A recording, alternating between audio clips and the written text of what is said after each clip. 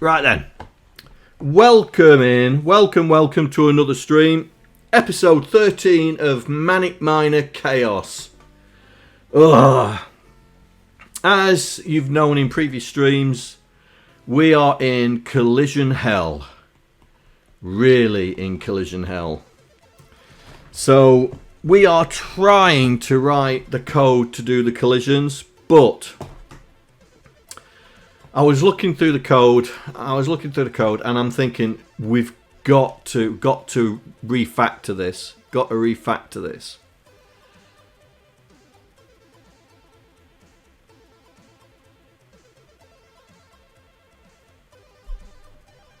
I'll have a look at it later, Proton, yeah?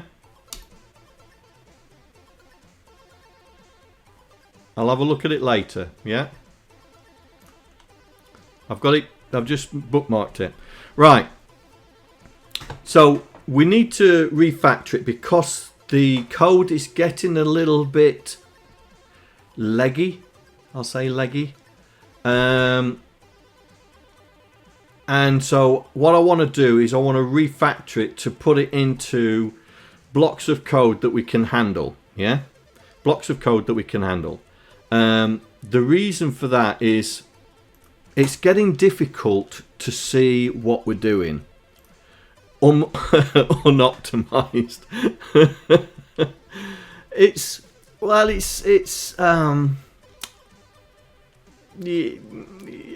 yeah. Bloody awful. I think that's the word. Bloody awful. Thank you for the translation, my friend. I'm just it's Yorkshire, mate, that's all. So what we're going to do is I want to split it into check side. I want a function called check side, which means it's going to check the sides. Yeah. A function that says check top, so it's only dedicated to checking above him, and the function to check below, because at the moment it's getting beyond a joke. So I think it's all checked in. Yeah. What episode am I on? 13. Right, let's create a branch for this then. So create new branch. Episode 13 code changes. So we can go back if I've screwed it up. Proton's link is safe.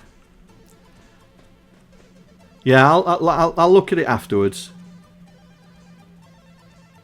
Okay. Let's listen then.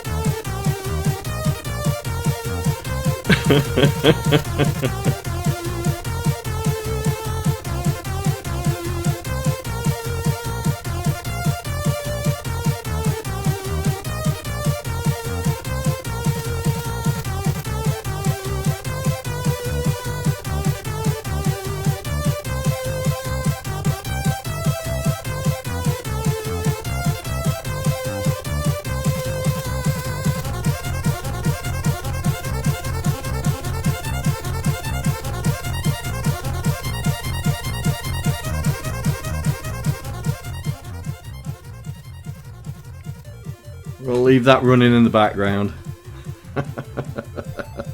Thank you, Proton. Right.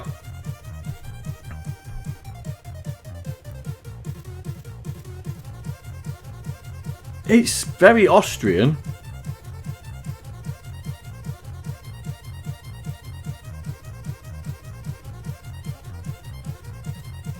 Yeah. Right.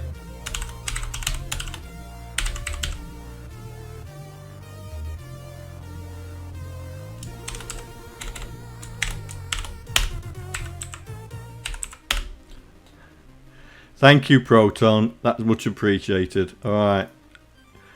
Right then. So we're gonna split this off. So we're gonna check the sides first, which is this. So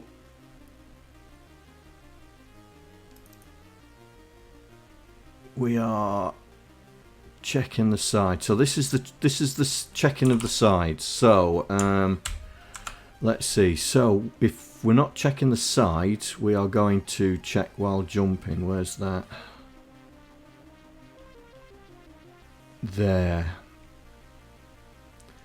So we'll grab all of that.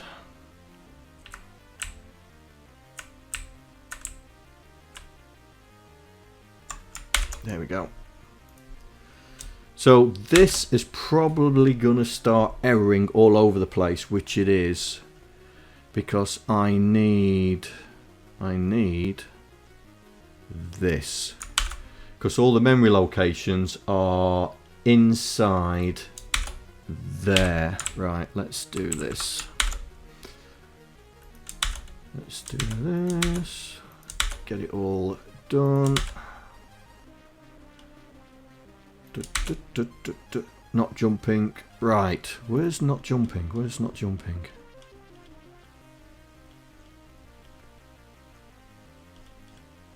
Is that all the way at the bottom? Is that exit? Yes.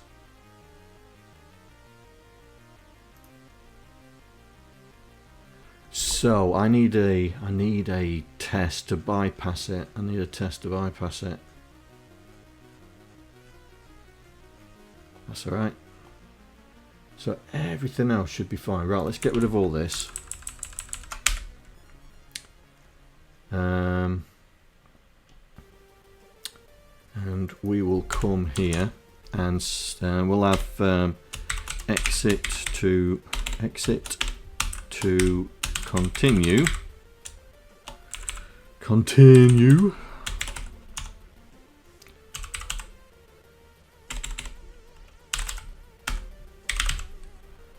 And here we'll have exit to exit. Really good names there, John. Right, set carry. And our favourite byte, I think, is 24. I think it's 24.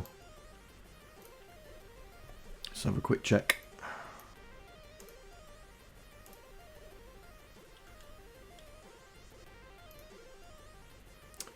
Yep, 24, 0 page, 2 bytes. Right. So what we're going to do is we're not going to do jump, we're going to do BRA now. And that is to do that. So we're going there. Alright, because there is one test where we're going to come out and it's not going to do anything, it's just going to jump completely over. Yeah, so load fall in, then we come out. Yeah, so it's this here. Right, let's do that here. So let's do this, check sides, and here. Right, JSR, check sides, then branch if carry set to down here. Not jumping, which is this. But we'll call it exit because that's what it is. We'll call it exit. So go back.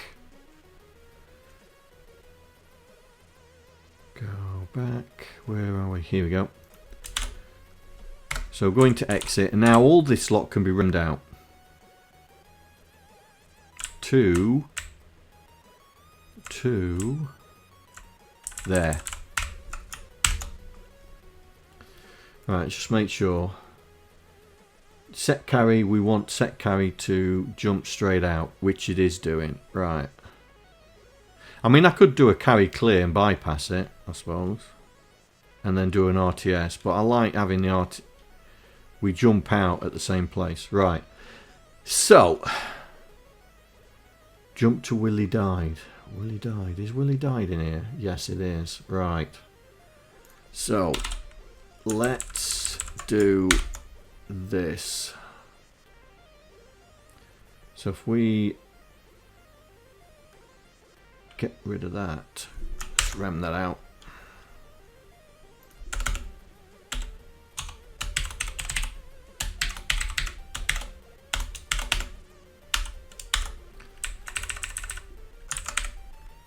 Right, so we can then say jump to Willie died. And we'll do the same here. Branch if carry set to Willie died. Is there another one? Here. BRA Willie died.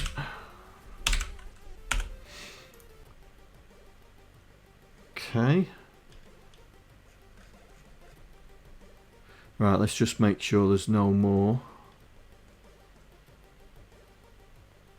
Jump to Willie died.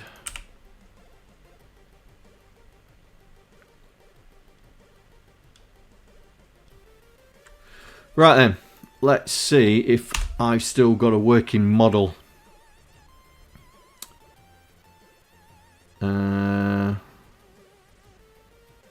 Unknown 349.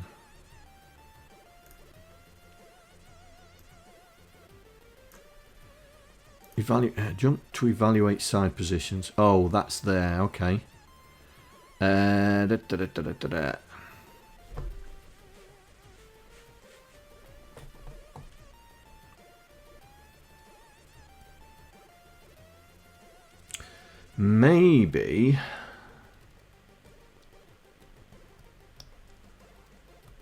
Maybe this needs to go in as well.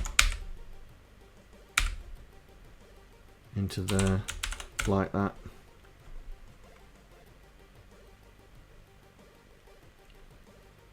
And the check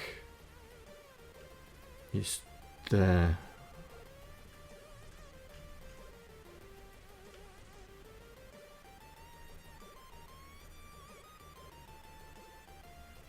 This is the check there. Like that. So, do that.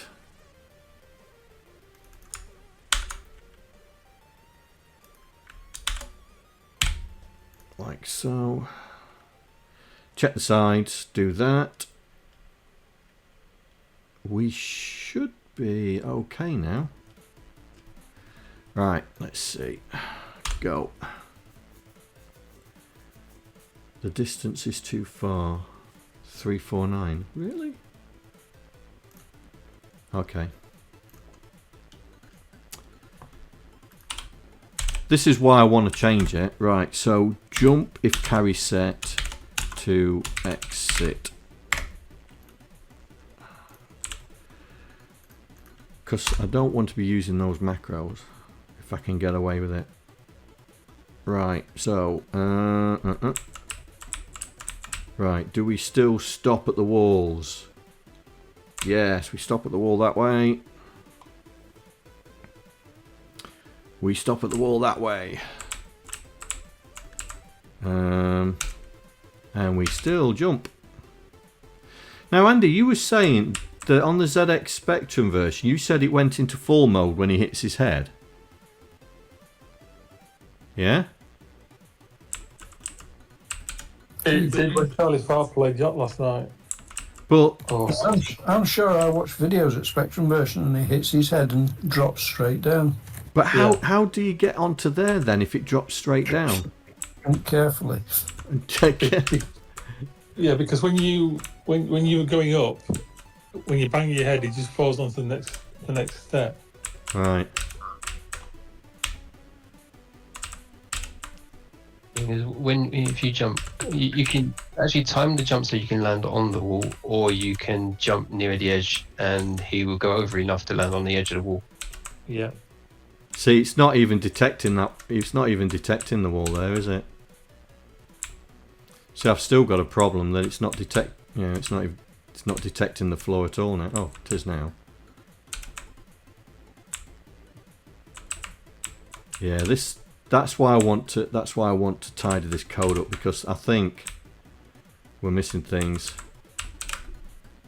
I mean, it's sort of.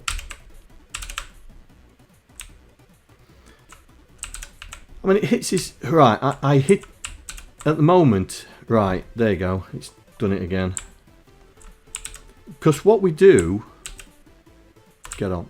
What we do is we cut short the jump and then get it to complete the jump cycle. Before we got it to fall, yeah? We put it into falling. So when, as soon as he hit his head, he fell. Now, did I leave that code in there or did I take it out? I can't remember. But let's carry on refactoring this. So let's get rid of that. So we've got check side, so now I want to do check top, check above, call it check above. So we're gonna do the code that checks above. So this is checking above this lot here. So when he bangs his head, it doesn't go into falling. His horizontal movement stops and he carries on in the jump routine, because you can't start the countdown on the death fall until he gets to the bottom arc of his jump. So it's not falling state, it's no forward motion state. Right. Well, we can simulate that. Yeah. We can simulate that because that's here. That's here. Right. Let's get this. Let's get this jump. Let's get this jump done. So that's here. Right. So from here. Do not refresh is there. So if we grab from there to check jumping down, that's what we want to check. Check jumping down. There. Right, if we do that, put that in there, and do the same thing as we did up here. Right, so that.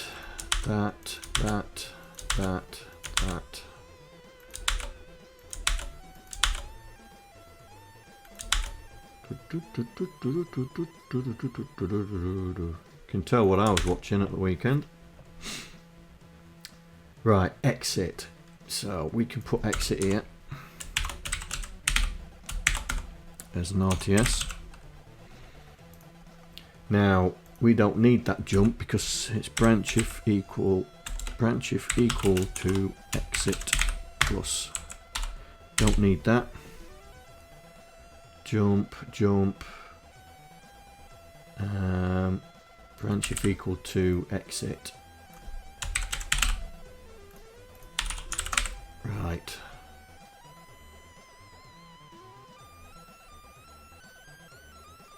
So all of these jump to the exit. Okay, so if I come into here and do that, and then do JSR check top, no, check above, and then jump to exit afterwards, because I don't think it goes anywhere else. Jump if not equal to, don't refresh, that's here. We don't need that now. That can be branch if not equal to that, because it's not a big jump now. Let's have a look. So we jump to exit, Jump to exit, jump to exit. Jump to exit. Right, now exit in this routine is all the way down the bottom. All the way down the bottom here. So that is just literally coming out of the routine. Now check for down, we don't need that because that's there, so we can get rid of that and change that to branch if not equal to.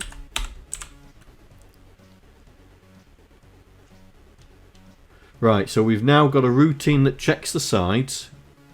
Let's see if the routine that is still bangs his head. Hang on. Does he still bang his head? We'll do the obvious one first. This one. Ah. Poo. Oh. He's doing it now.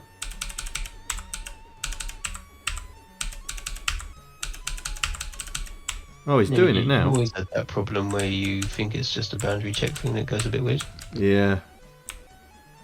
Well, this is why... See, there. There. That is because it's just off the boundary.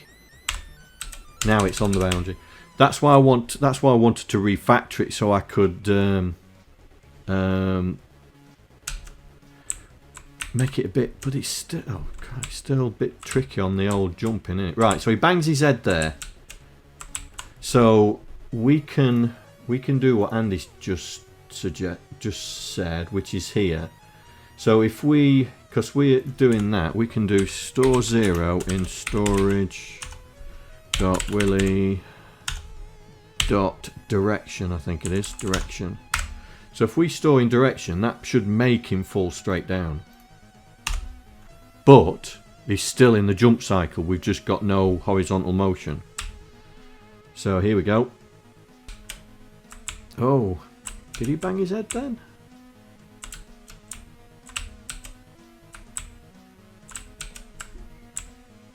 No, he's still doing it. Okay.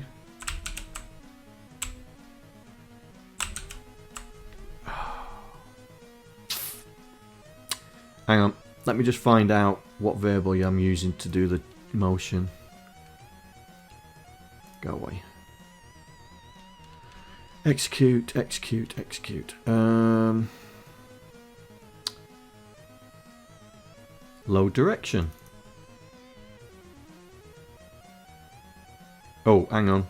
What we're using for the jump? Load jump.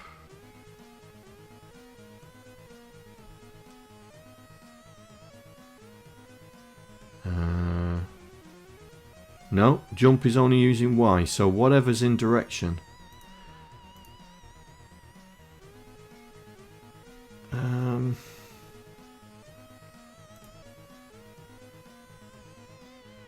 Oh, it's in the wrong place. It's in the wrong place. Here. There. Oh, I've hit the wrong button. F6. Right. So, jump. Like that, yeah?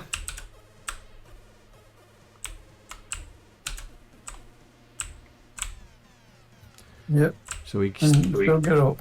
Yeah. He still gets up. Hang on, Visual Studio's firing up.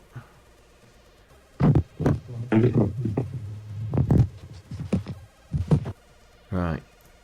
Okay. So...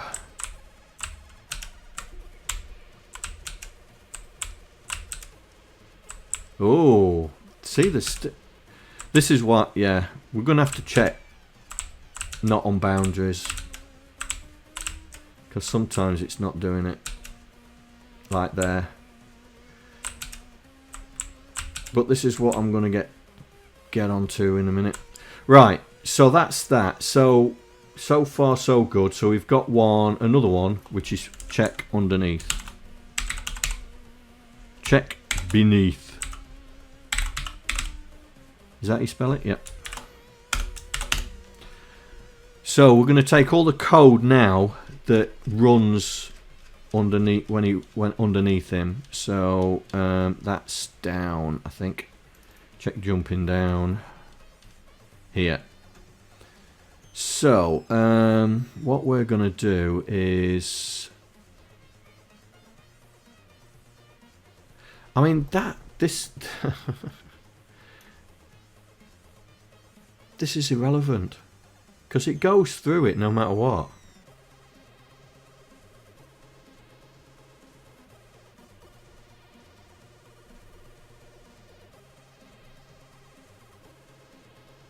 That code is this is irrelevant because it goes, it branches if equal to here, and if it's not equal, we've remmed out that bit because I think that was causing us problems, wasn't it?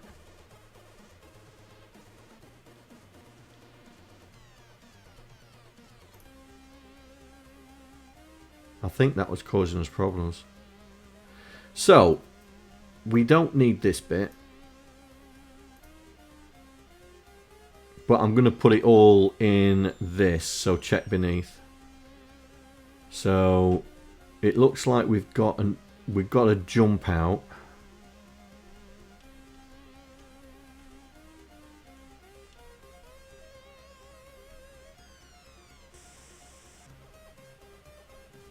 Yeah.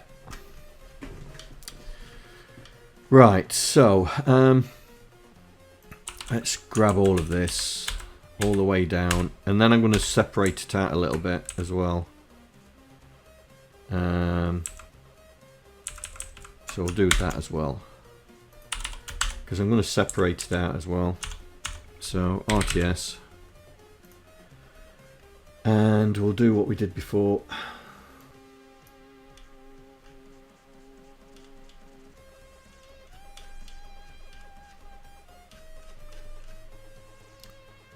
I am in the right place, aren't I? Ah, here we go. Check above. Right, check below. Right, so that wants to go in there, there, there. There.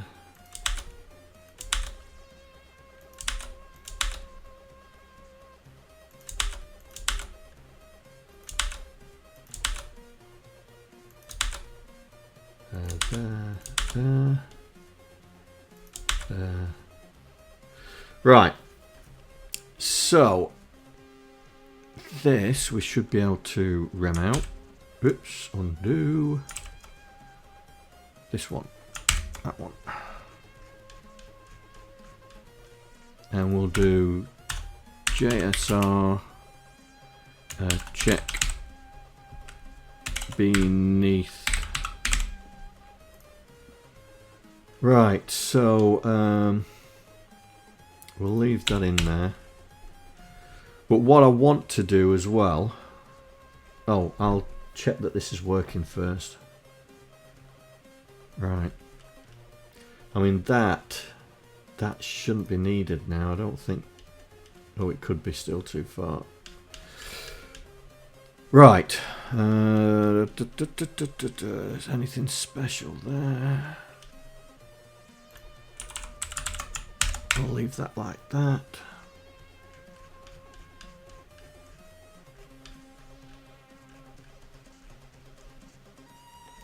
Right, let's see if we're still walking on floors.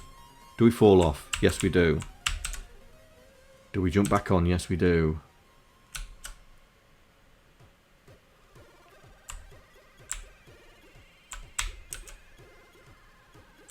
Right, so this is the reason why I've wanted to split it up, yeah? Because in this, right, I'll get rid of that now.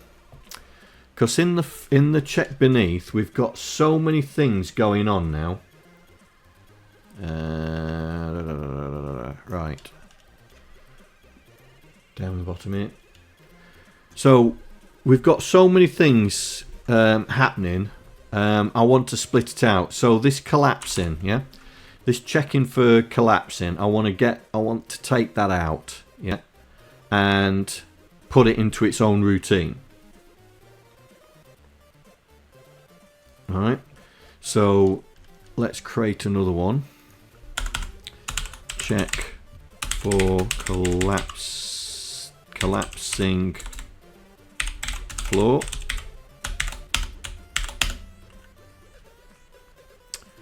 So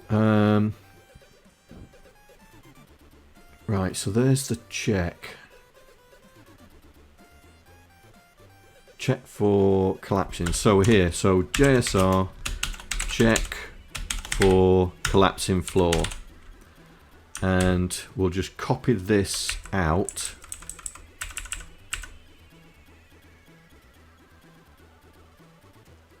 So we're going to have a conditional exit. We're definitely going to have a conditional exit. So we'll put that in there. So test for conveyor. Test for conveyor. Have I missed that? That is there, right.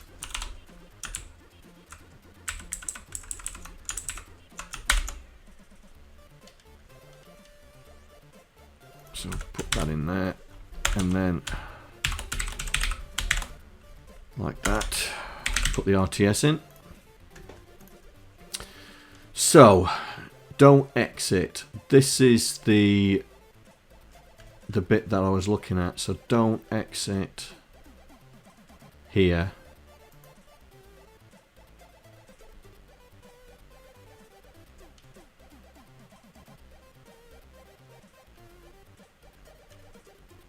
Right.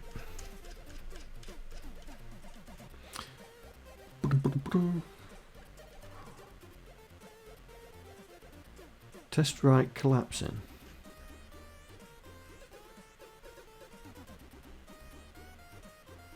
Don't exit, which is there. Did I copy it all? I don't think I copied it all.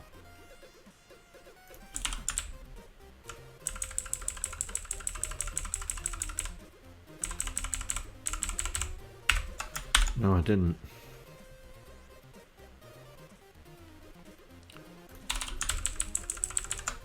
Right, there we go. So we're testing for the floor. So we're going to test for the floor. If it is equal, do it.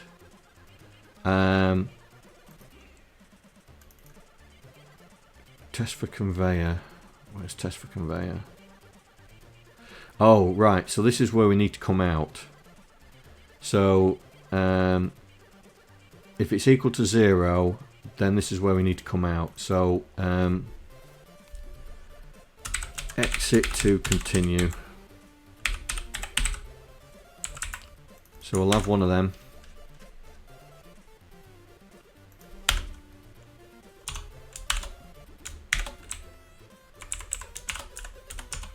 And we'll do the same thing again.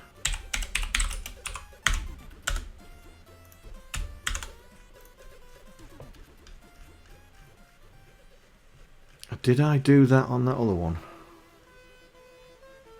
I bet you I didn't. Oh, no I did.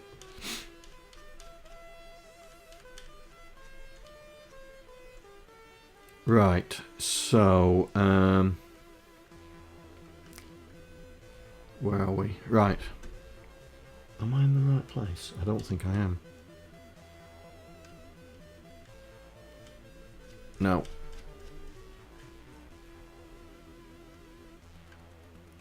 Here we go. Render.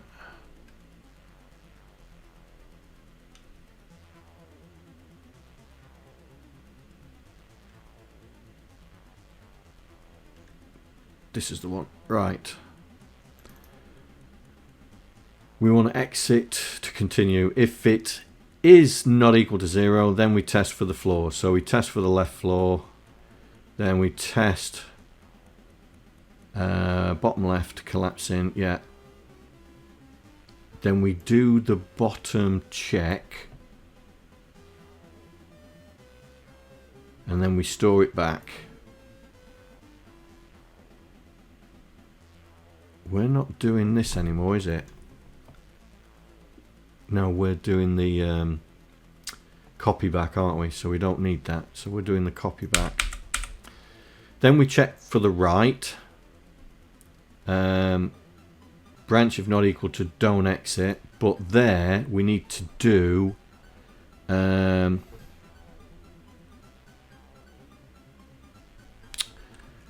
we don't need to do a conditional. We just need to do exit. Hang on. We just need to do exit because we need to check for the other things, don't we? Right, so it's just exit. That's all we need. Don't exit, so jump. Okay, let's try and make this a bit more efficient. So branch if equal to exit. So if check the right hand side, if it's and it with collapse, if it's equal to 0, then we exit. If it's not equal to 0, we do it. Right, let's get rid of that. Now I've got 2 exits there, so I can get rid of that one. Don't need that one. So check for conveyor, test for conveyor. This needs to come out. You might want to take that plus off the branch equal to exit now. Yeah. Yeah, but this is the conveyor test. Yeah, but your exit is before it, not after it now. Yeah, but I'm let's do check for conveyor. Conveyor. And we grab that and put that there. So we can still have the exit now. Right. But where is that being called from?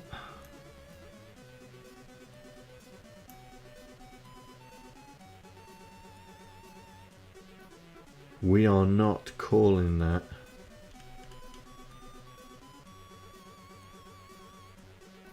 We are not calling that, are we? Test for conveyor. That's the one that we've just copied. So we don't need that at all. So now we should be able to rem all of this out.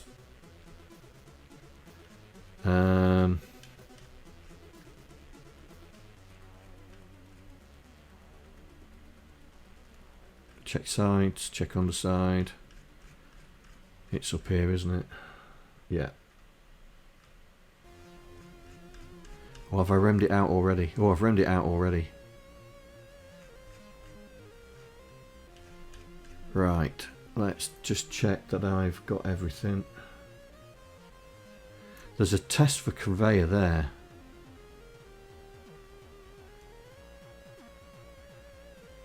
What's that in? Check beneath. Check bottom.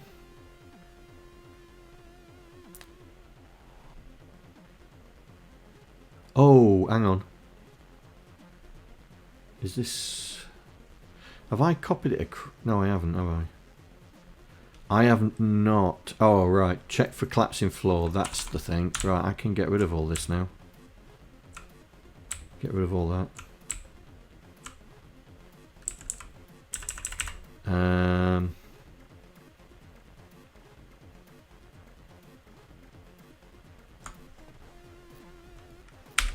Get rid of that. And then JSR check for conveyor. Is that what I called it?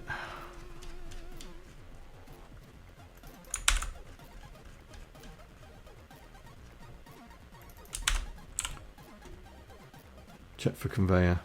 Now I don't need this now. But what I will do is I will copy that because that's still required in here. Check for maximum fall and all that jazz. Right. Do we still work? jump. Okay.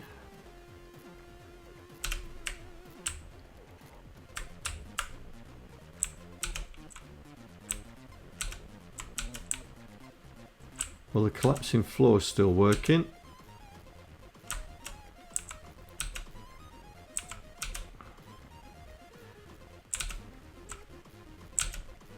Yeah, the conveyor still works.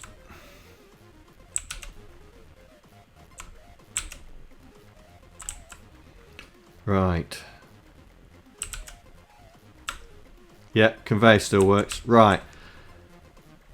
I'm happy with this, but I'm not happy with this.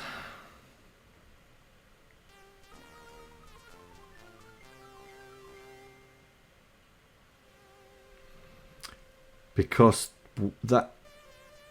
Why is that gone red? Why did that go red?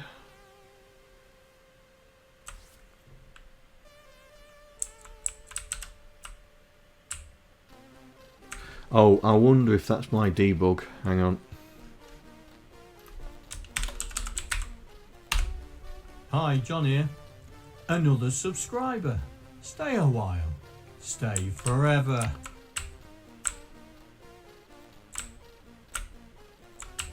Well, that's not good, is it? Who subbed? Who subbed? Iggy Down Under. Thank you very much for subbing, mate. Thank you. Oh, new subscriber. Say hello to our new subscriber. I think I've just broken it. Did that work with the debug on? But this now it doesn't work with it off.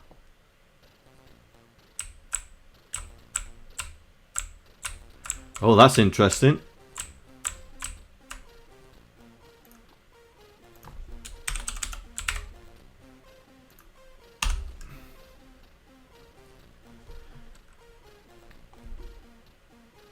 Oh, bye, Mikroman. Thank you very much for joining. Oh. Right. There's something in my debug code that it doesn't like. Where's the debug code? That's here.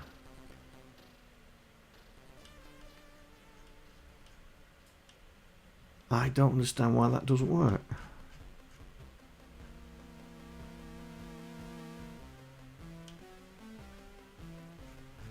Unless it's the other debug thing. Hang on. Oh, that's in here.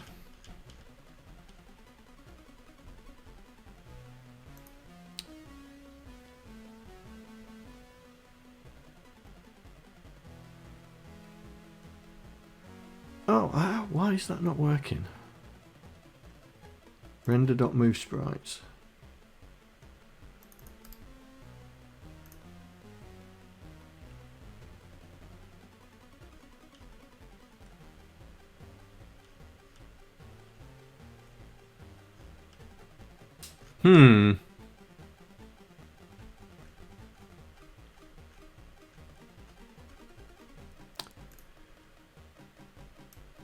Where's draw?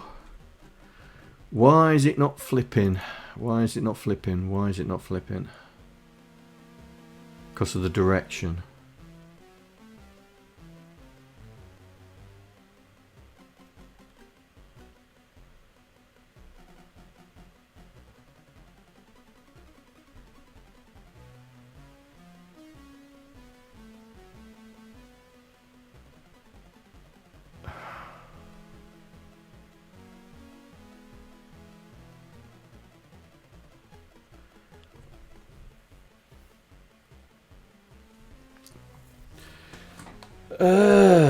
Does the debug routine save values?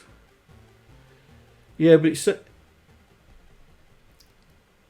Oh, Ingmar from Patreon. Welcome in, mate. Welcome in. Good morning, sir. Good morning. Does it save? I don't know. I don't think so. Because everything's based on direction. Are we constantly running into that? Are we constantly resetting the direction? Hang on. Oh, hang on. Let me just rem out what we've just put in, yeah?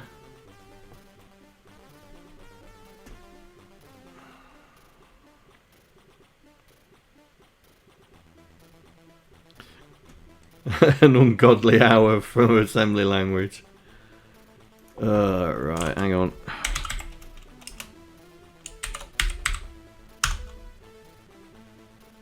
Let me just... Oh. There we go, that's better. There we go. 6 AM. Oh, definitely good morning.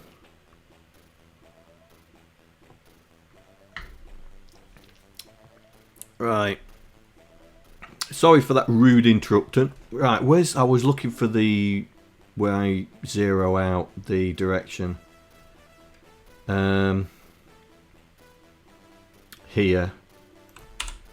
Is it that? Is it that? No, it's not that.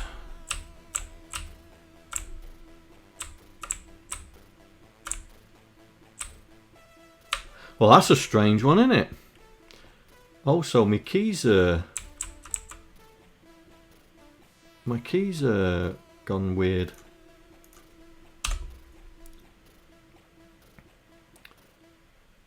Oh, something's corrupting the keys. Right, okay. This shouldn't be in. It's that dirty self-mod code. Yeah. But there isn't any modding on this. So there's that. And then there's this.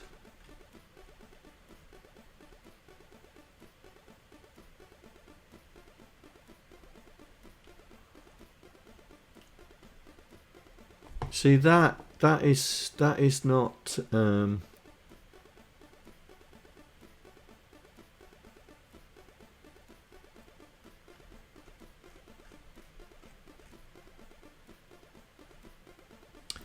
Right, let me find all the places where this is, just in case I'm not seeing them all.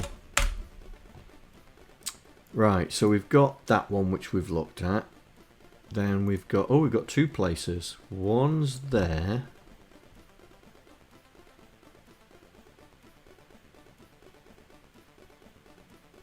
But that's just...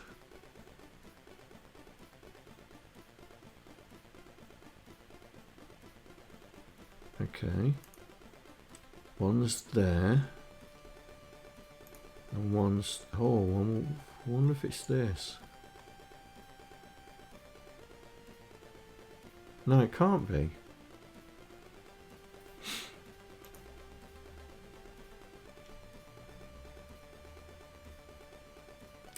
It's the direction. It's got to be the direction. Right, let's find out what byte the direction is. Hang on. Find direction. No, not force direction. Dot direction. There we go. 09 DC. Right. 09 DC. Right. Hey Chris, welcome. Let's get back into this. 09 DC. Right, so I've just gone backwards. So memory 09 DC. So it's 0.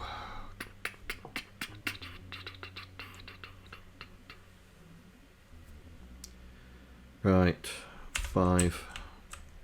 How am I going to put a breakpoint on this? Oh, I know. I can do it here.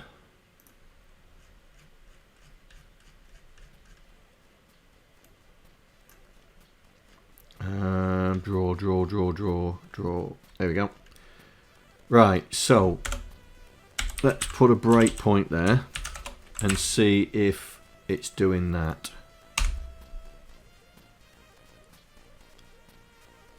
Right. Yes, so it's doing that way. Okay. So we know that, so that's doing the right way. So that means it's this way that it's not doing.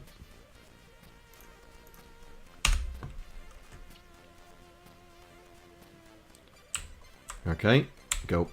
Oh, it is.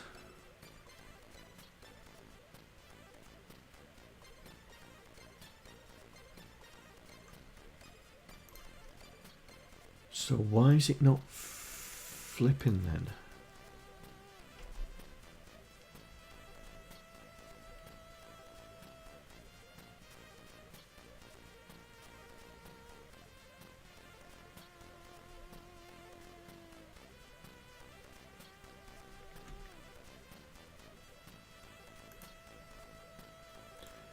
That should work.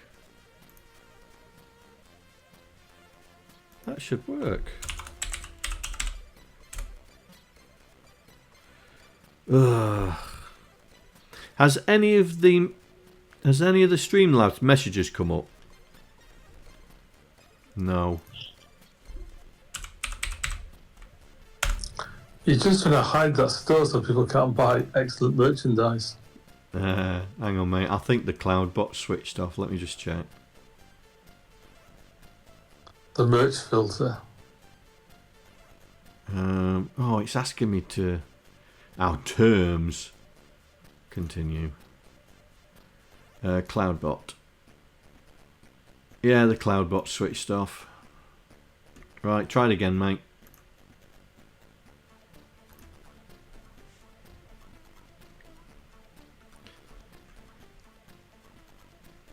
There we go. There we go.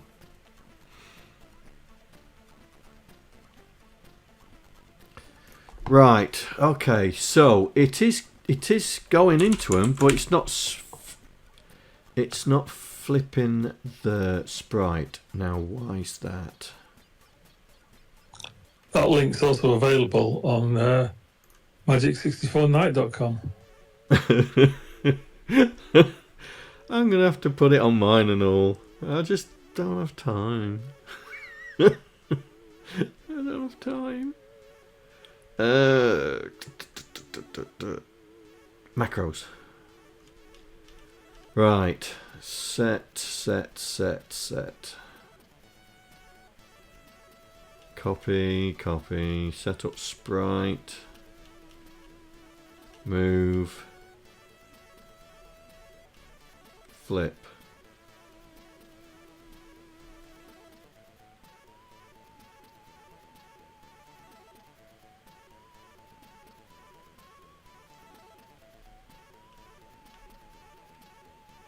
I don't need to... You've not made any changes that should do anything to that. I was just... The only thing I'm thinking of is Vera setup. Do we need to set Vera up to flip the sprite? We don't need to set the base address up, do we? Because I'm doing it here.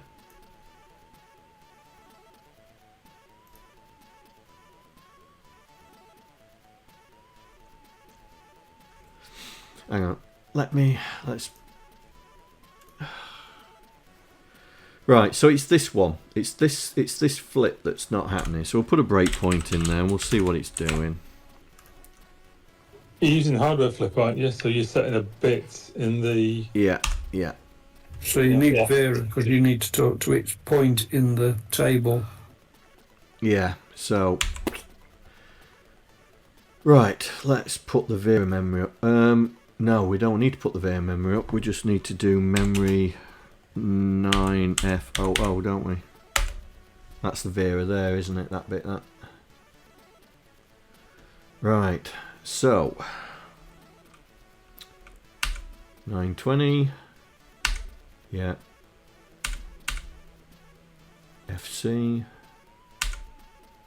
921. So OOFC. Then load 20, add 6. Store it in 21. Load 21, add 0.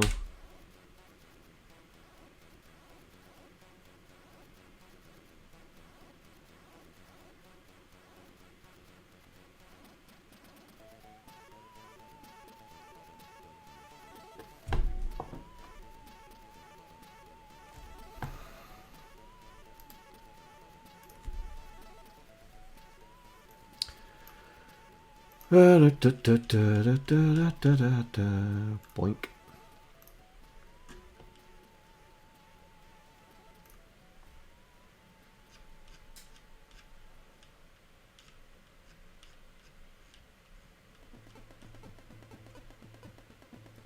Right, that is what we're setting, yeah? Because we're doing this here. 120. So, oh, I've forgotten how to do this. That's sprite. It's sprite 0 you're setting, which is at 19F00. I can't remember whether the sprite is in Vera. So you want to point to whatever the base of the sprite table is plus 6 to get to the flip bit, was it? Yeah, I think that's what's not happening. Hang on. So our sprite attributes is 1FC0, yeah. Which is right, and then your offset is to whatever the byte is for the bit flip. Which is this one, 01. 1 in 22. So it's 1FC06, is that right? Yeah. 1FC06. No, that's not right.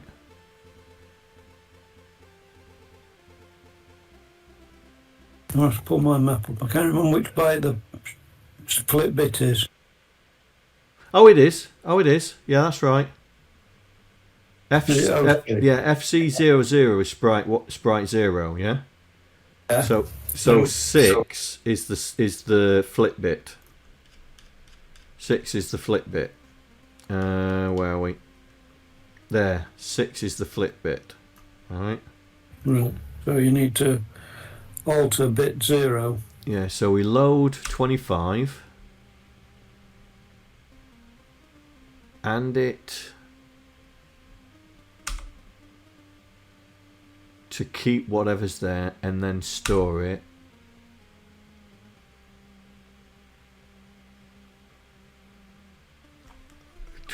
What's 25?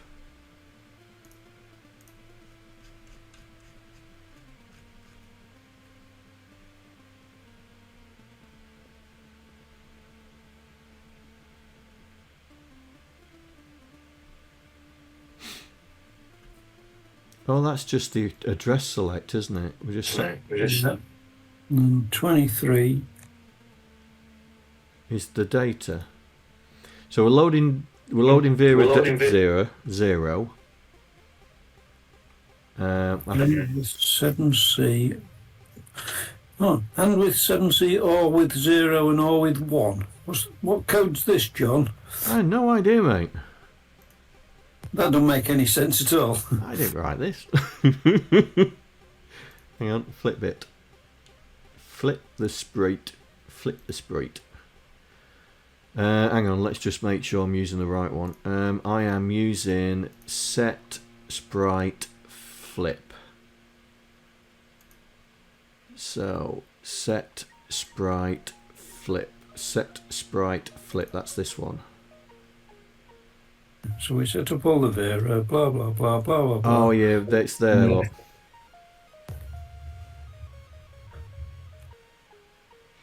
But that's not right. So you pass in, what do you pass into that? O with 0 and O with 1. That'll be right, because that's going to set the bit 0 to 1 to flip horizontal. Yeah. Right, so the ORA 0 would be vertical, but you're not passing a number into that. No. So that's right. set bit 0 to a 1. Store it back. Yeah. No, I don't know what your rest of your bit is. But it didn't. So I'm just wondering if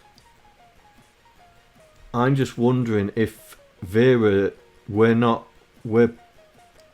just wondering if it's done it here and wiped that out.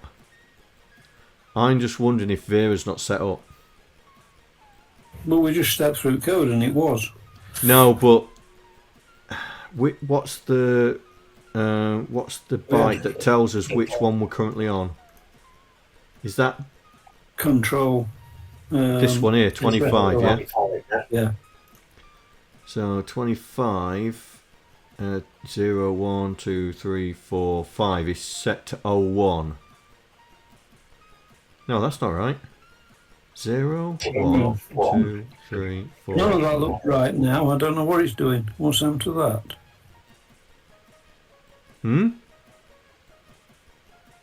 All the numbers of 9F20's changed. Yeah, 9F20's changed as well, hasn't it?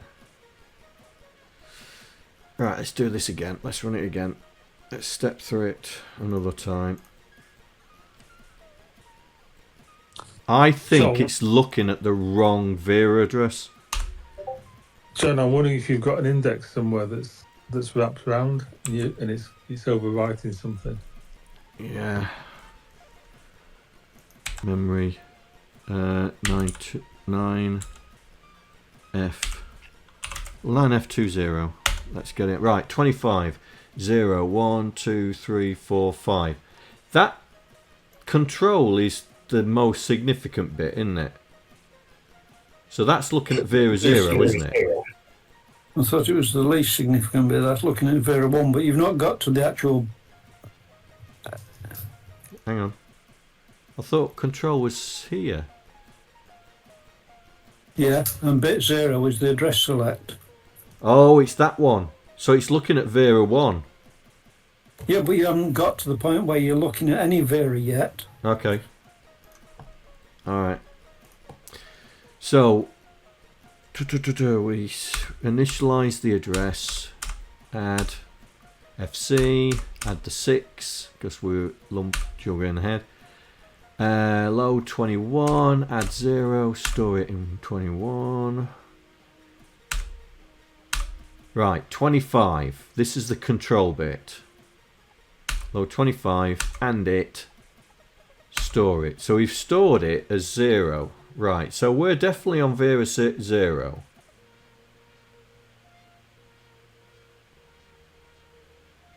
So why is it not flipped it? So we load it and it. Hold on. John, why is 9F20 gone to 203E00? Oh.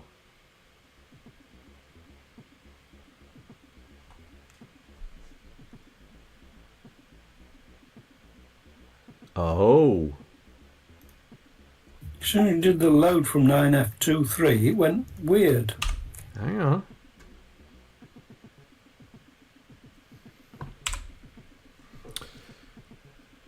Right, so we'll just step through it again.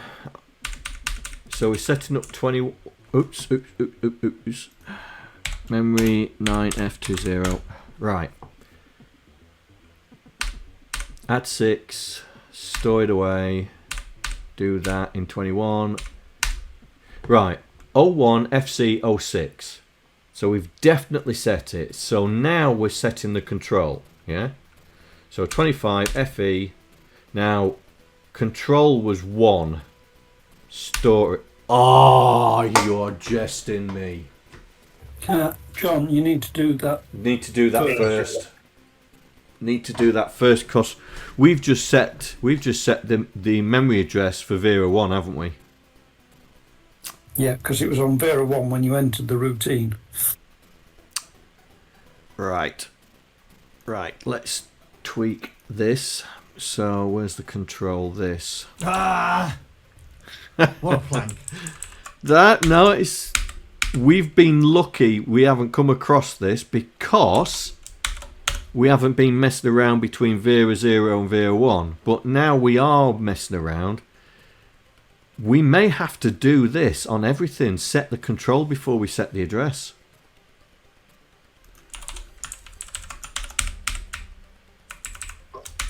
It's probably safer to always explicitly set it. Yeah. First.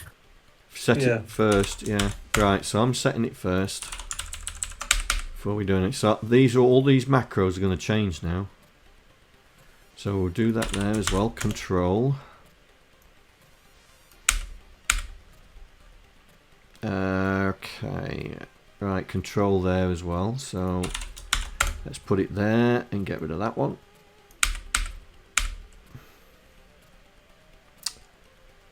And there.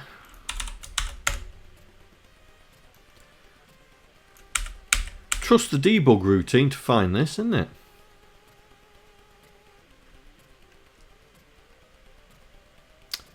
Set address select, set control, restore. I think other routines you've called address select at the beginning, haven't you? Yeah.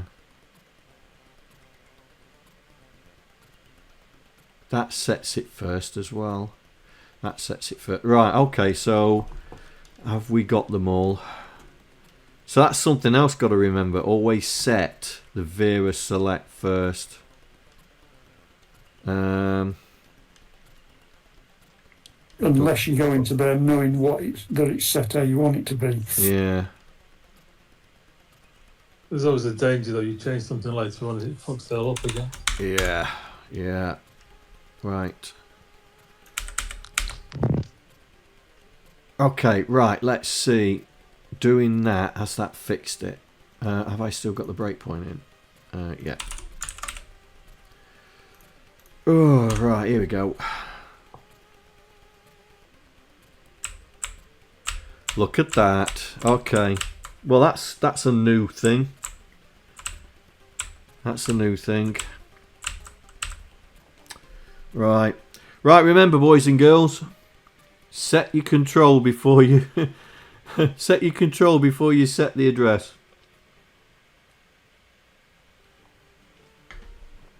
See, now the keys are back to normal look. Hey, Gahimstad, welcome. Overwriting them with garbage. Yeah. How did the inflatable thing work out? Yeah, I got to buy a pump, mate. Got to buy a pump. You nearly passed out trying to blow it up. Right. I forgot what I was doing. Making him go left and right. You've done that. Collision. Some sort of collision. It was some... Oh, yeah. I remember now. Well, you turned debug off. And yeah, because of the colour. Yeah, it's still setting it red. And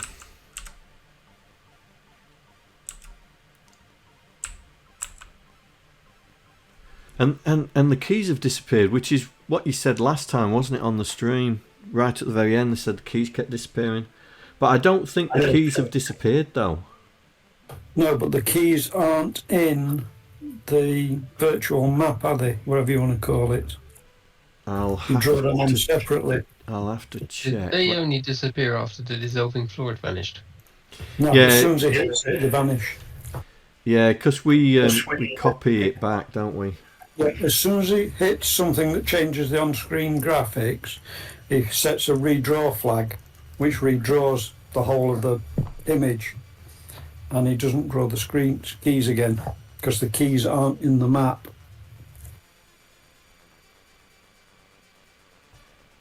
According to this, they are. Are they? Yeah. I'm sure we looked at screen memory and they weren't.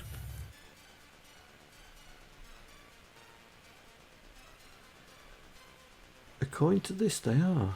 Right. Key, world key is 8.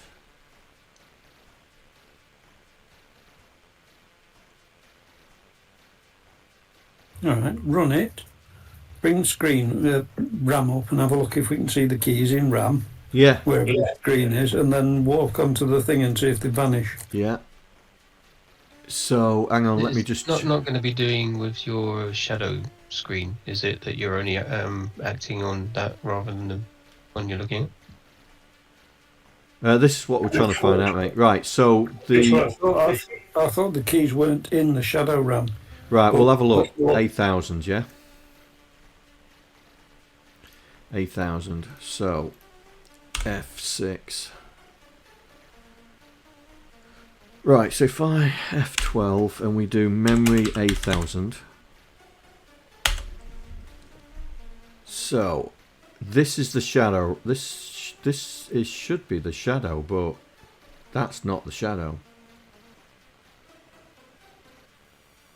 No, it's not shadow RAM.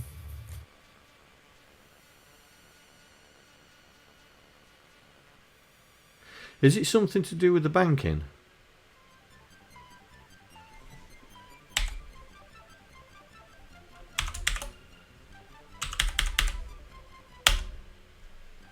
What you mean, the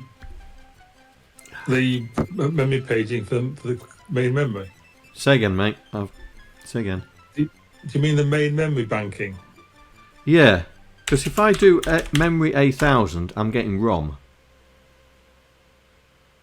Which is right. You can't bank that out except the cartridge RAM.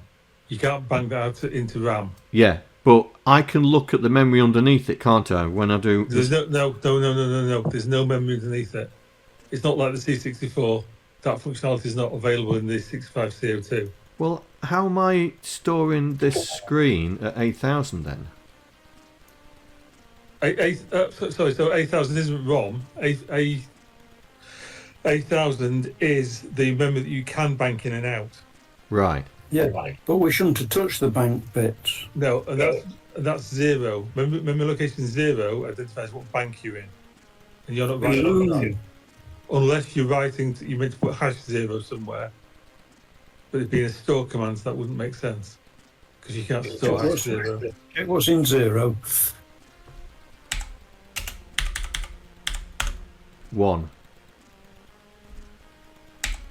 So how do I do 01 8,000 like that? No. No, you've changed what was in 00 because 00 should be 0. I think because it's the first page. It should be, yes. You've changed it at some point.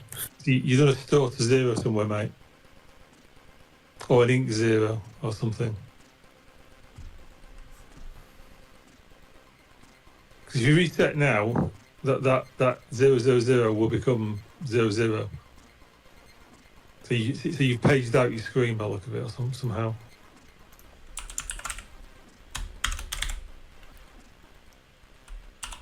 Just put a break at the first line of your program. Let's just double check that's right. Okay.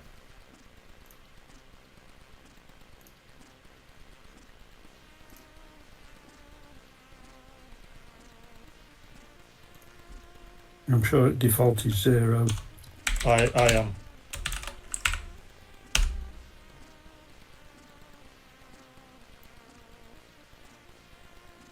No, it's 01. Documentation says 0. I'm sure it does.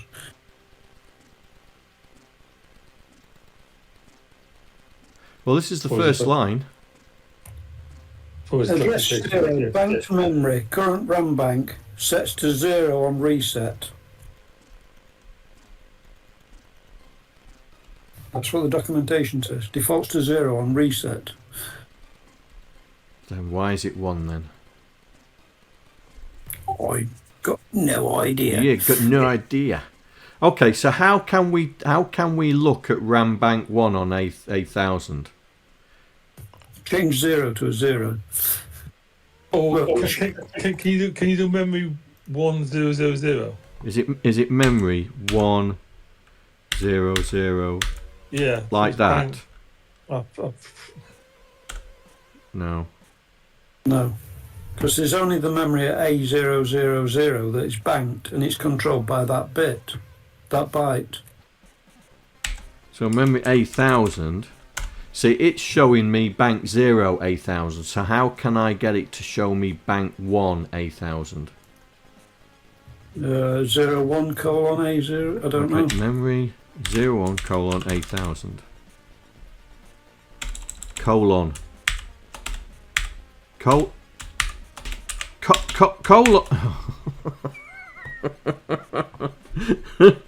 Oh, I remember this last time. Oh, what? Who said it was?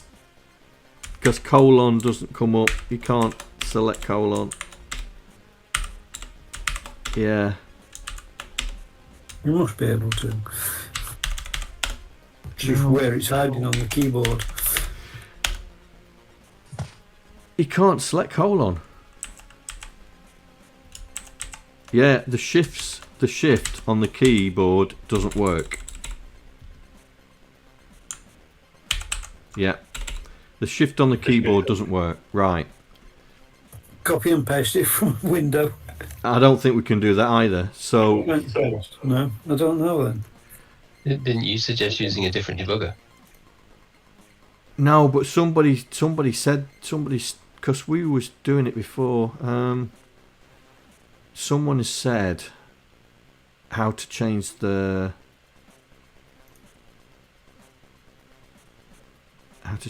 it in the debugger.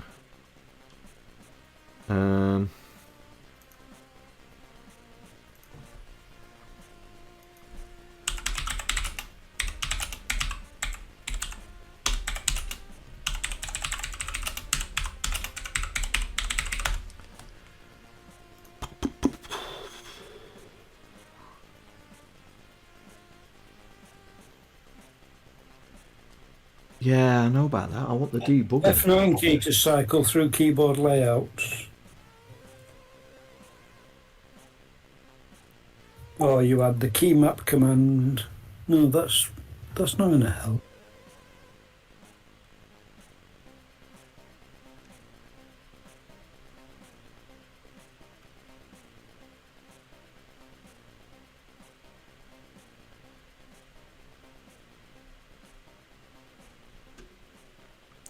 Then I looked at a few banks, but how did you do it? Go into documentation, Control V, paste clipboard. Control V paces the clipboard. So it says. Okay. That might not be when you're in debugger, I don't know.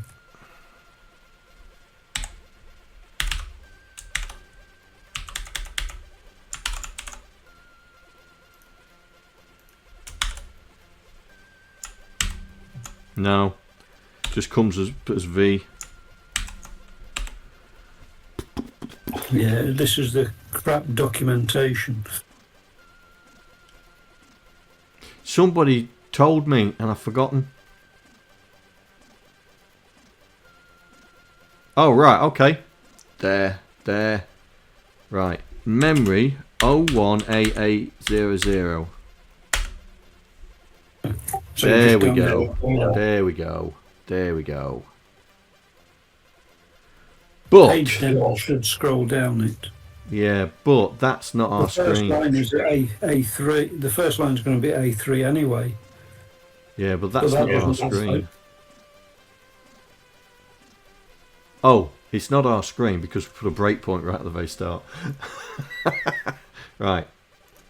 Now we know how to do it. Now we know how to do it. Right. I want to know why that's a 1, because I'm sure it's a 0 at boot. Right, so F12. So memory 018000. There we go. Right, that's the screen. So our key Should be on A3. So you've got 3 blank lines at the top. Oh no, this is virtual screen. Yeah. 3 is wall. Yeah, 3 is wall. Oh yes, because that is the plant. Where's the key? The keys aren't in your virtual map. They're only on screen. Which is why they disappear, because you redraw the screen from my virtual map and the screens aren't on there. Oh, did I? Oh, right, okay. Well, that's how remembered it being done, so you have to redraw the keys on the screen each time. I don't know why you've not put them in the virtual screen though. No. Is there maybe there was a reason at the time. Well, I'm doing place keys on the screen, and it should be storing in the screen RAM.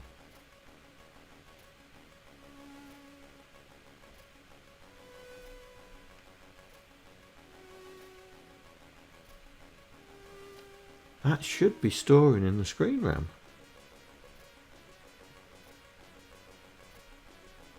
Because I don't...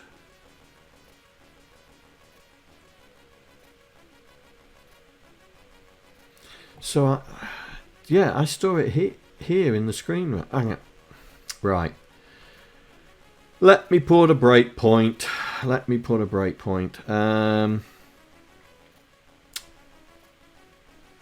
I'll put it here. Because I'm sure...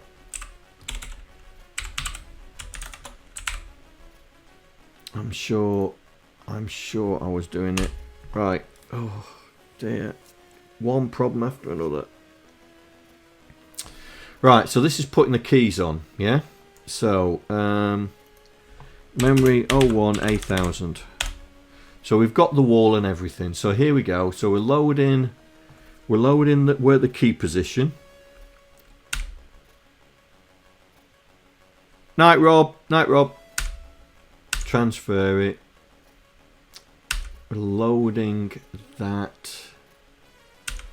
Add 0. Store it in 120D, which is here. Yeah, so that's 0, 0.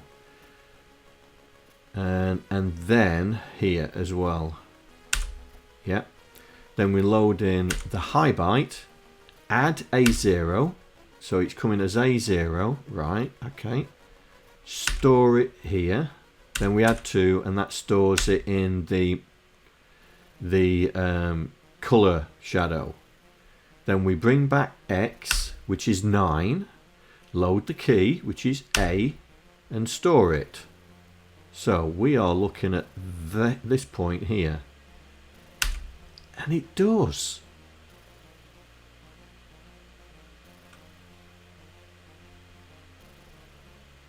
Load 7, store it. So it is loading the keys in.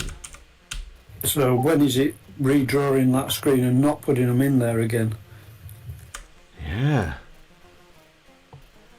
Right, F5 continues.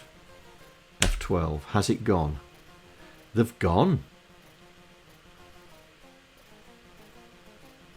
Are you rebuilding the virtual screen again at some point? Because I can't see you going through and just erasing the keys from the virtual screen. No. Okay. Let's go and have a look, shall we? Render.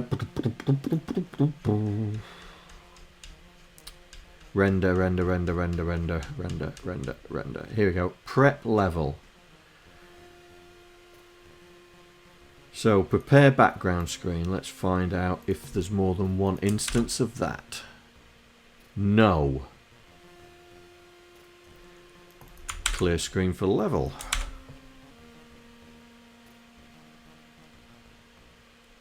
No.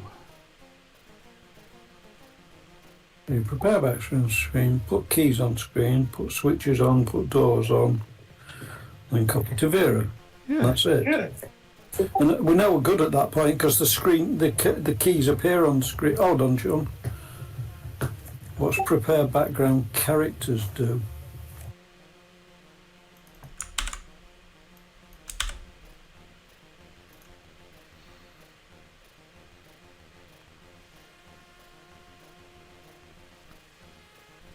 Oh, that's bring character setting. Yeah, that's just yeah. That's just copying the character set across. Okay. Okay. I'm just trying to see what's erased them, because we know they're there at the point that you do copy screen to Vera. Otherwise we wouldn't see them in the first place. But at some point after that, they are getting cleared Yeah. somehow. Yeah. Okay, let's have a look then. Oh, go back to that. What you were on, John? Is it anything to do with the John? flashing routine? No, I've got an even better idea. I've got a brilliant idea, John. What's that? Follow the code on the screen now. What do we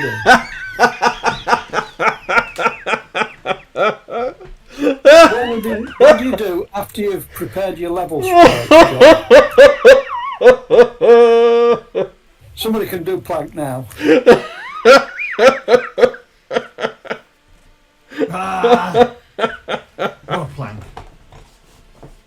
John, you muppet. Yes, they are deserved. I was looking at it and you flicked over to one of the tabs just as I thought, hold on. What the? Right.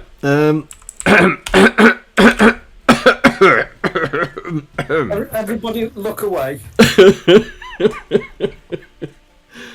Oh dear. Have I gone a bit red because it's got very warm in here? Oh no. What a noob mistake. What a rookie mistake. I do that quite a lot now. I've got to stop doing that. Did I take that break? Say again. That should fix that problem because we never call it twice. If in doubt, missing RTX or INX. Yeah. Right. I think I took the break out, didn't I? I did, yeah. Right, let's try it again. Oh, you absolute plonk. Right, F12. Memory 01 8000. There it is. Oh, God dear. If it's not one thing, it's another. Right, let's just check. Oops. Oh. I got to... There we go.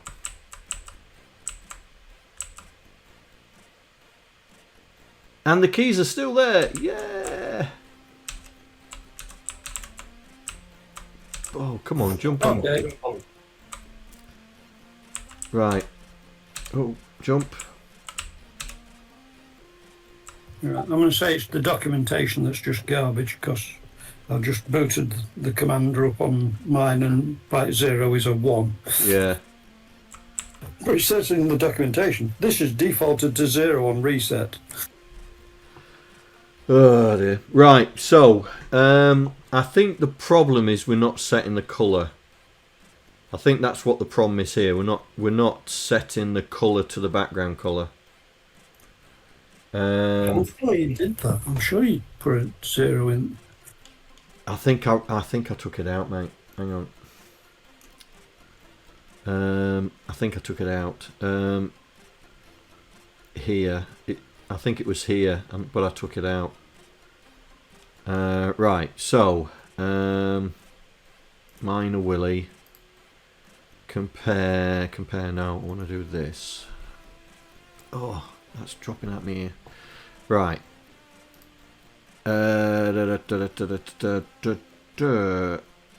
Open changes. Here we go. Right, so let's find what I'm looking for.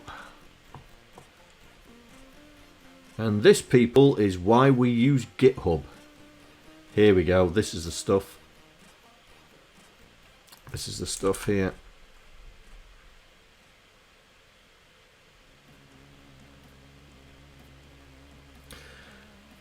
So it is there, but I'm just gonna do that. Is the second one the same? Yeah, right. So, Minor Wiele.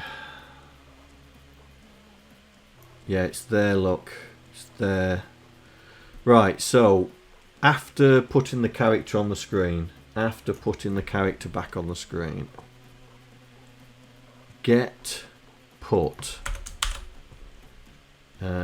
Get put. Right, so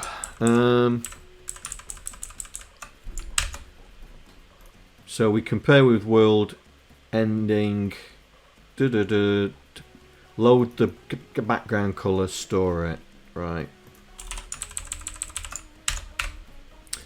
Right, let's see if that sorts it. Ooh.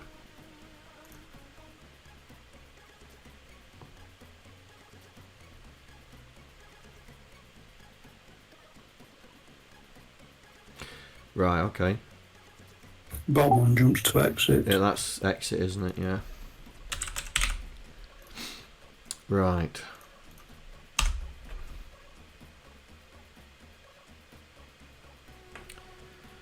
All right. Right, go black, go black, go black, go black, go black. And you went black. Nice. And the keys are still intact. Right. Solved it. Solved it. Right. So we need to now we've separated it out. Yeah.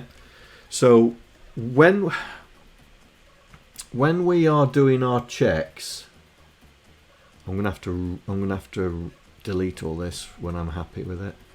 So when we're doing the checks, so the floor, we can't check on a boundary. So I'm just doing check beneath. Right? Am I checking on a boundary? I am doing it there, but that's the Y. That's the Y. I'm just wondering if I should just check anyway, no matter what. It means it's going to be doing it all the time.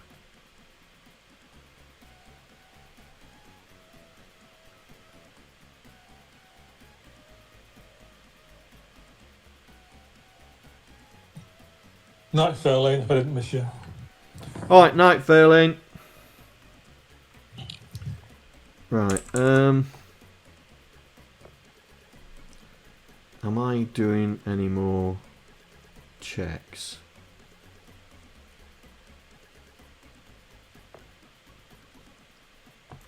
Right, I'm just going to rem that out, and we're going to get it to test it all the time and see if we get a better thing. But I'm also thinking that maybe I have to do left and right as well.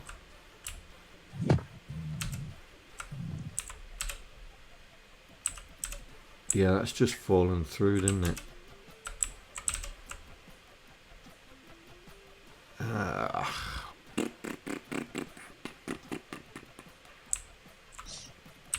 John, I've just bombarded you with a list of links from Amazon.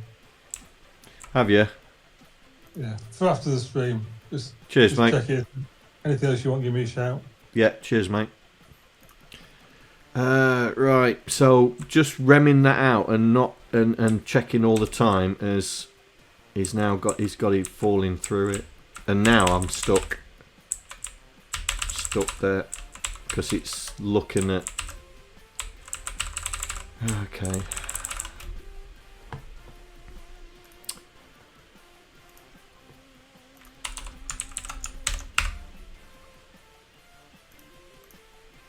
That is going to be problematic, I think.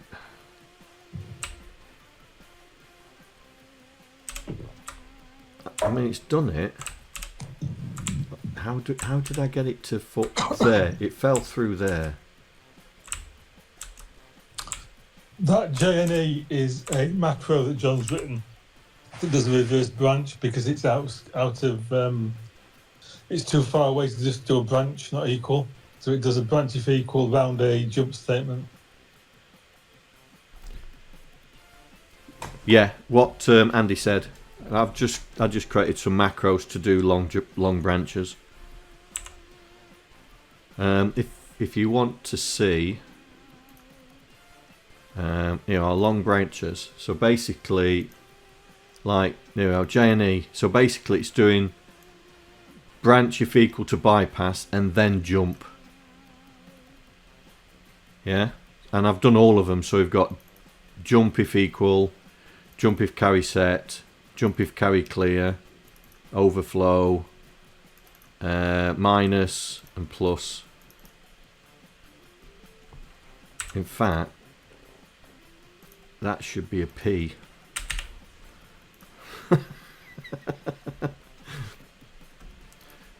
Yeah, it's just in case your branches go too far. I think I nicked that off of what's that assembler Proton users, because that does long branching. I nicked it off there. I spotted him doing it, and I thought, well, that was a really good idea. Right. Oh, how many versions have I got open? Let's go clear as that. So we do have the problem that it's falling through this wall on a point. But is that on your X checking on boundaries? That's I don't know, mate. That's why I'm trying to get it to do, there. Right. So that's coming down, but it's past the boundary, isn't it, on X? Yeah, it's past the boundary on X. Make it check X on every step and see if it does it. Yeah. Okay. But now we've got all these small routines. So, Willie died. This one here. Right, so check sides. Bridge up.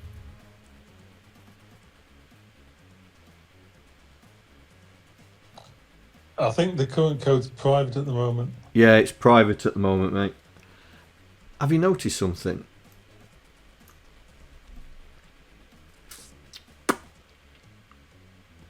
There are some projects on there. That's interesting, John. Yeah.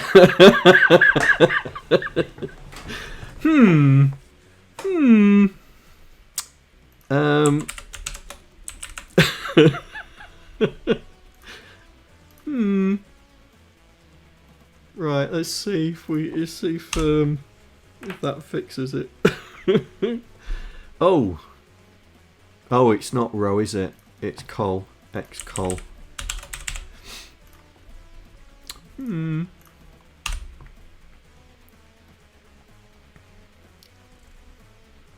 Leave it so speedrunners can exploit it. Yeah.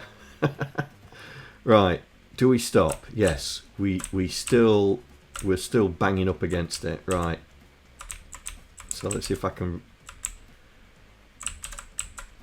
Oh, I think that was the problem. Oh no. No. Spoke too soon. But the thing is, that check's making it skip test unless you're on a boundary, isn't it? Yeah. Right, let's take it out. So we're checking all the time. Let's take it out.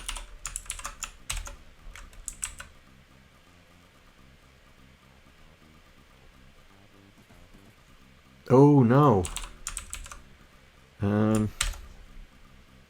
What is it doing?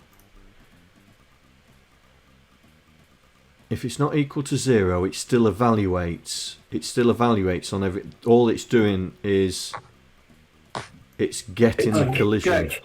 It skips the evaluate. Yeah. So when it hits the boundary, it re-evaluates the what's around, doesn't it?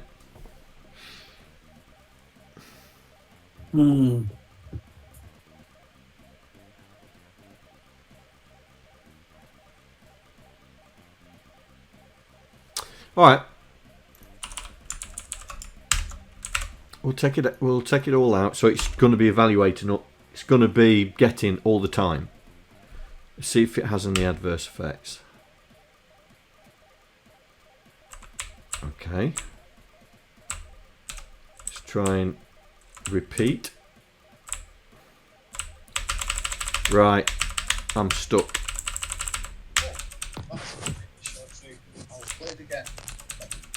I'm stuck. I hear Charlie Far. Why are you stuck? I don't know. It's...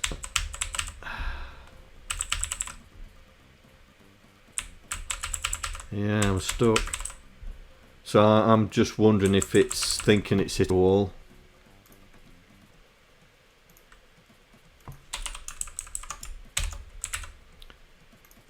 Oh, I'm gonna have to... this collision thing is just driving me nuts now.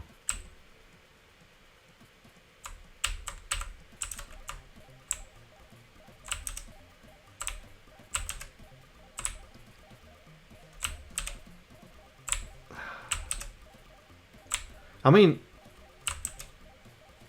Oh, now I'm not hitting my head. Did you see that? Oh, not hitting my head either. Sometimes. Yeah, I'm jumping at the height there.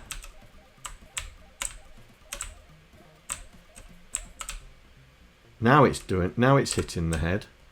Now it's not. Which is based on whether you're on a boundary position or not. Yeah, but that's based on X, not Y. So have I got my test the wrong way round? No, the one we're looking at were X, but and you changed that. Why did it get stuck is more the question. Yeah.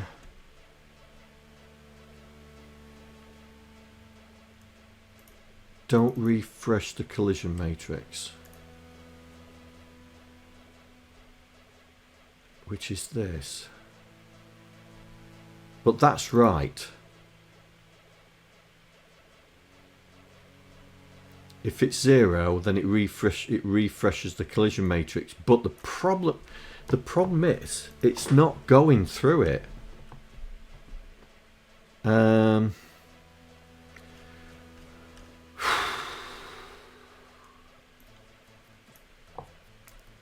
Is it something to do with this? Right, hang on, let's have a look.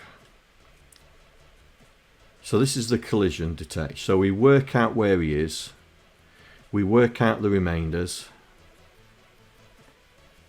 Yeah. Then we work out the rows and the column. We default all the collisions. We work out the motion.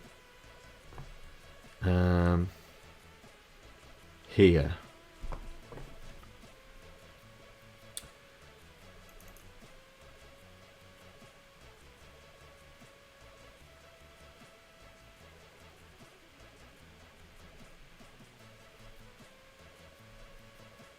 Oh, I know. So if you're on a boundary, you go to check. Otherwise, you go to check while jumping. Yeah, but I'm just wondering. West side.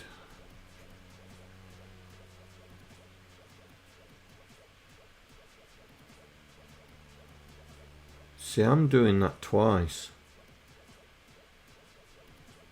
I'm doing it here as well.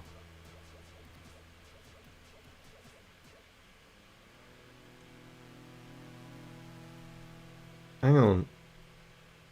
That shouldn't be in. That shouldn't be in. Because I'm doing it here. Okay, that's a problem. Because I'm doing that.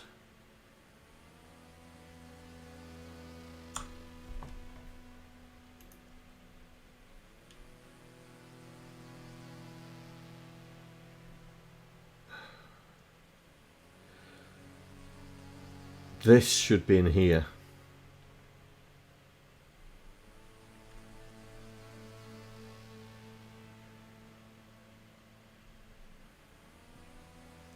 Yeah, this should be in here. Right.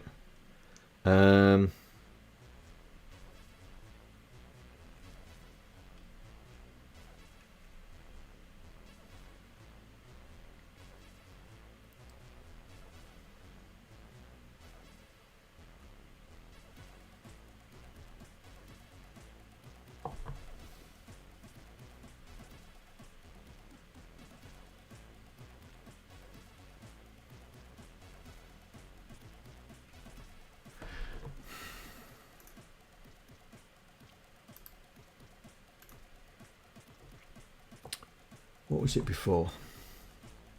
Oh, it was row. It was Y row remainder.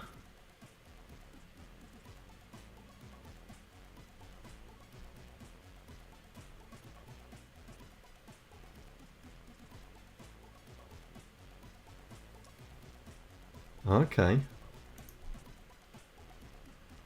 So this is Y row remainder.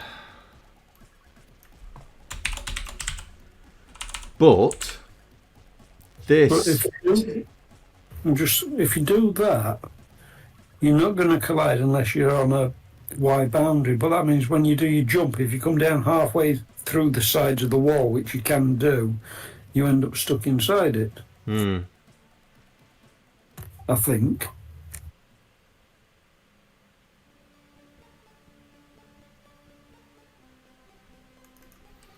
Check while jumping.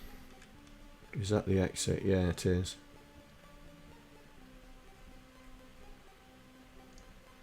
And have I got two different things? Yeah.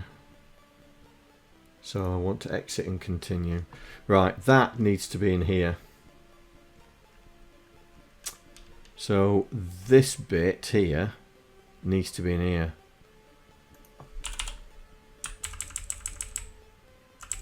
This bit. That needs to be in there.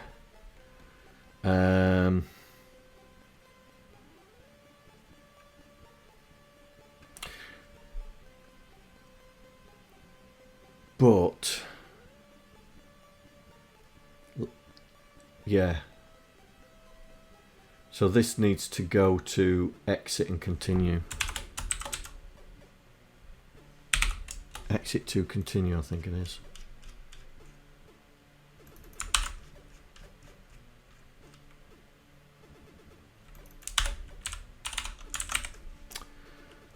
Right, I need to do this.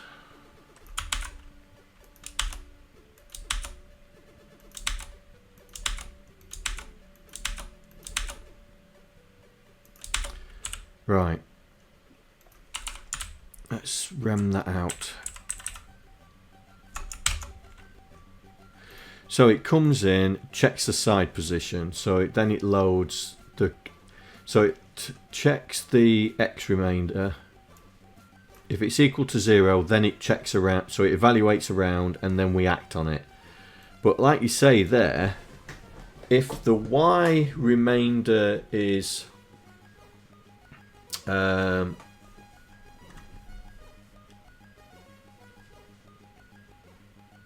it's like it's doing it again, isn't it? Oh, it's checking below. It's checking below him. Am I not checking enough?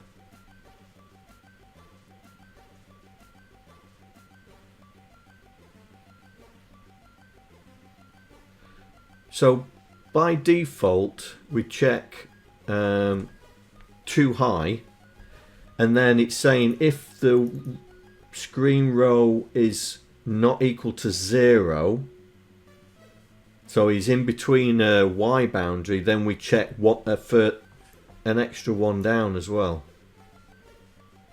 Okay. Check a position, and then we OR it with the collision side. So it should. That should be working. That should be working. But why is he falling in between? Ugh. Is it too far? On no function? Oh, hang on. Plus.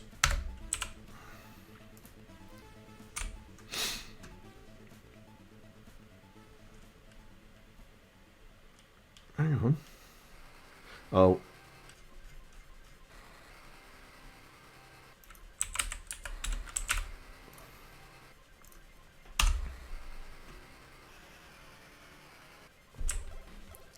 So when it's coming down, it should be checking 3. Right, okay. So he's okay there. Okay there. There. So we do have an issue that I need to put the debug on to find out where he is on that. Hang on.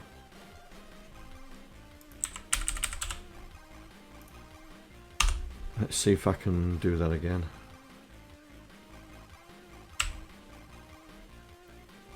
Right, so jump. Yeah, jump. Yeah, there.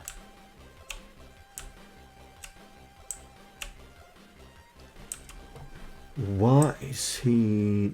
Oh, is he on the boundary?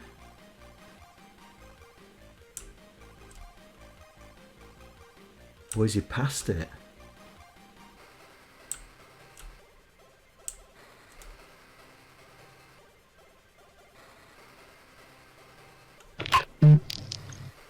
It's going to be passed through the green. Yeah. Which is supposed to be. But when his head hits the top of the green, that should be the boundary. Yeah. But I don't think it's the Y, mate. I think it's the X that's causing the problem. For some reason, it's not evaluating the Y on the jump. So why would that be not going through? Let's have a look. Right. Let's do check. I'm going to get rid of all these comments in a minute. Right. So we check the position. So we check the sides. And I bet it's something to do with this. Because that's going to exit instead of doing the jump.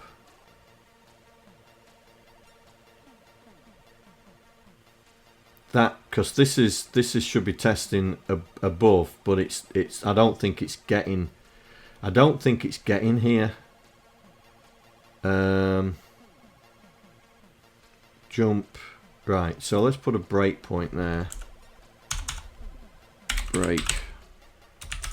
I know it's gonna drive us nuts because it's gonna be going all the time.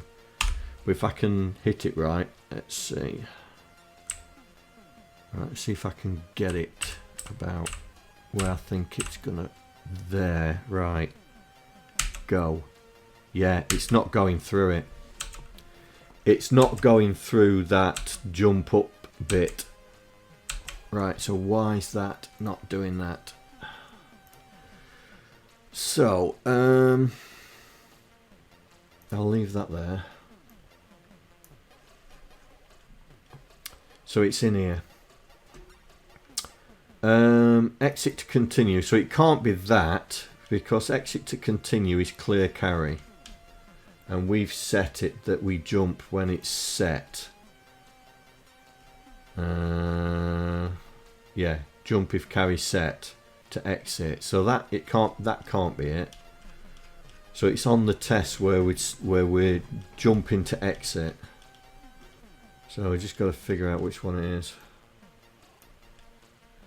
Right. So where do we go? Where do we go? Jump. So that's Wiele died. We have a floor. Jump to exit. But that's when we're falling. Okay, so it's not that. So we have a floor. Compare.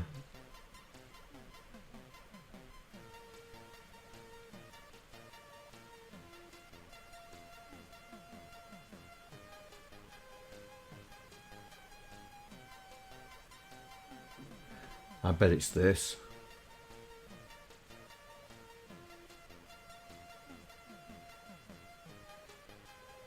I bet it's that.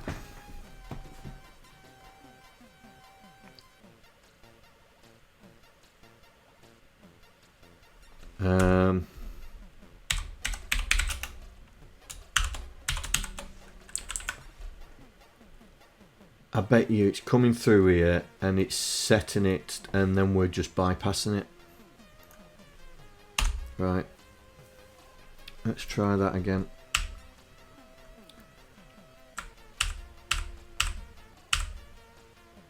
There. Aha! Ah! Think we've got it. Think we've got it. I think we've got it. Right, let's take that breakpoint out.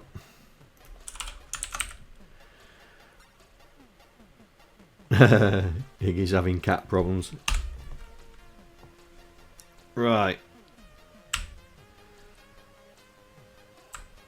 Okay, there. Oh, I thought I took the breakpoint out. Ooh, I thought I took the breakpoint out.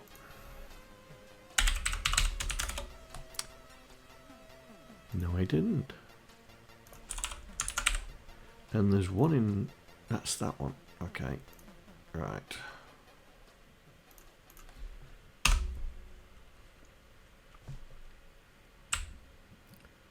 Right, let's see if we've sorted this out. So I think it's there. There we go.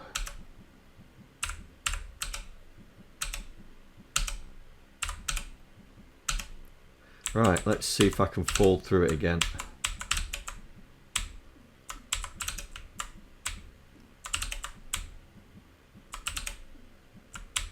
Oh, I think we've got it.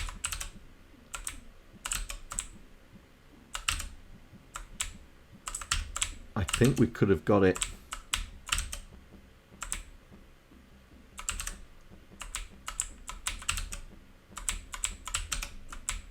Yeah, I think we've got it.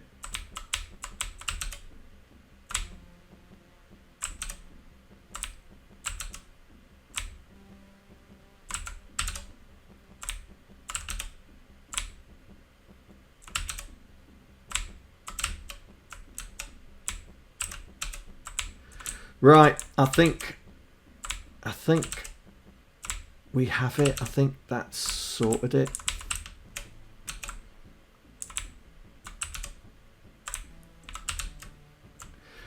Now, what was the other thing that we saw?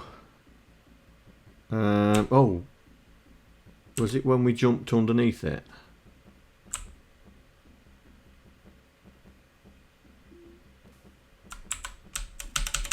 Yeah, that's okay.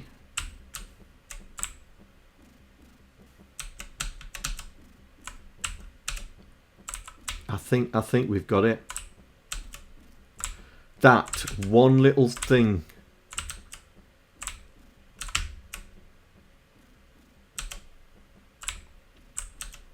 Right, okay.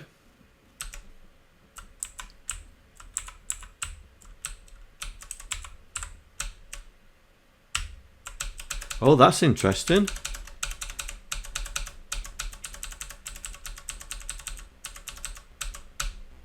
If you're tight up against the wall in the original one, does it still jump? Yep. Would have thought so, yeah. Yeah, it definitely does. Right, so that's another problem that we've got. When I'm tight up against the wall, it won't let me jump. But if I'm up just a pixel away from it.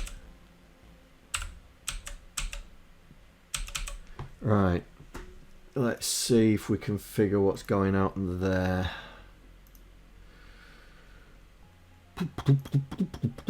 Right, I'm going to get rid of all these comments now because we've refactored it. I think we've refactored it enough. Let's get rid of that.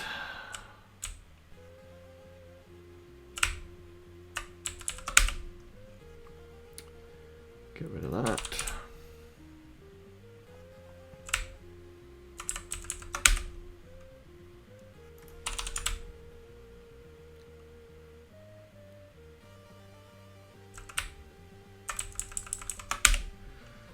Right, that's made it a little bit better. Right, so we're not in jump state, so we don't need to worry about that. So it's check sides.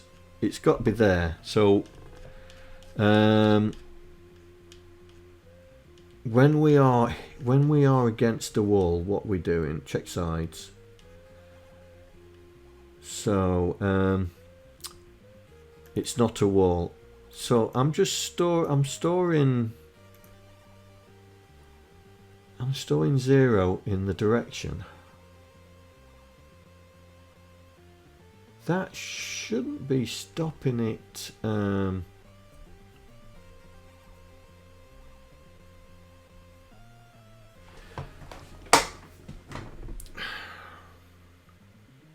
storing 0 in his direction, then you're immediately setting his jump state to off. Oh no, you compare it with I'm comparing it,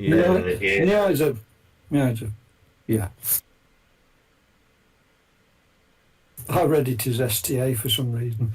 No, mate. That's fine. I'm just gonna rem that out and see if I jump. If I can still jump. Hang on.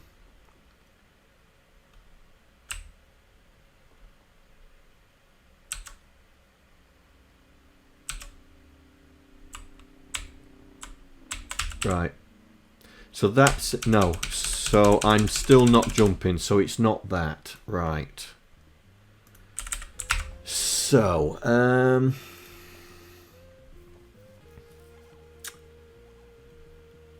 okay.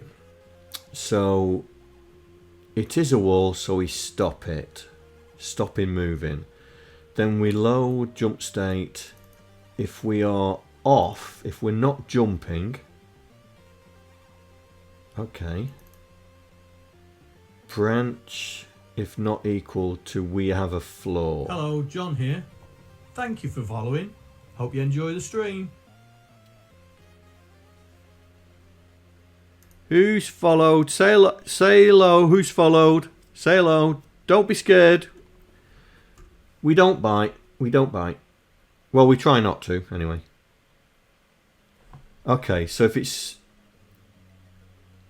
So if we are jumping, right? So this is, if we're jumping, we come to here. So are we stopping jumping?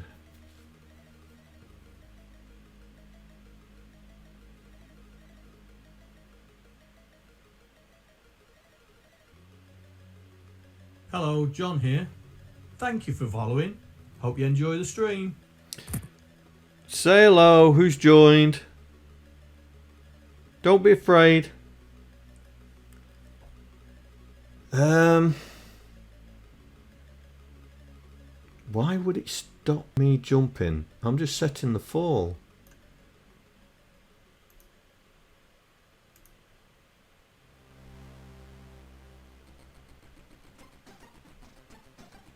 Oh, hang on. Hang on. Load collision bottom left. If it's that, or that, then we have a floor. So it can't. So it's not that either. Why are we not jumping?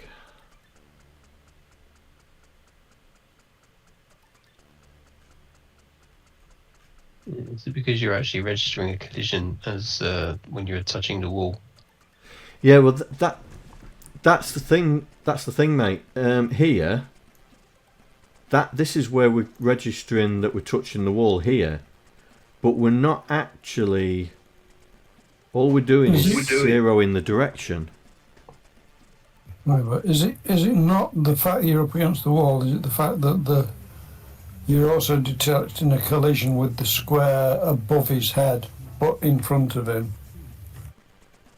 Oh, I see what you mean. So it thinks it's something on his head stopping him jumping. Right. Because if you look at the collision detection, you've got the two squares in front of him, but also the one above that is lit up as well. Yeah.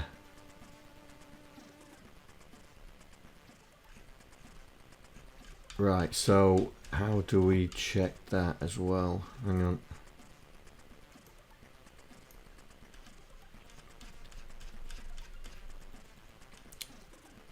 So we come out and we're continuing. So we come out and we're continuing here. Jump state. if we're jumping up, okay, check above. So, but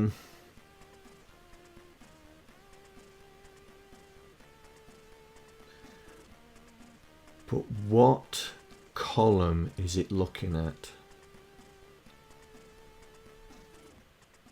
Okay, let's find that.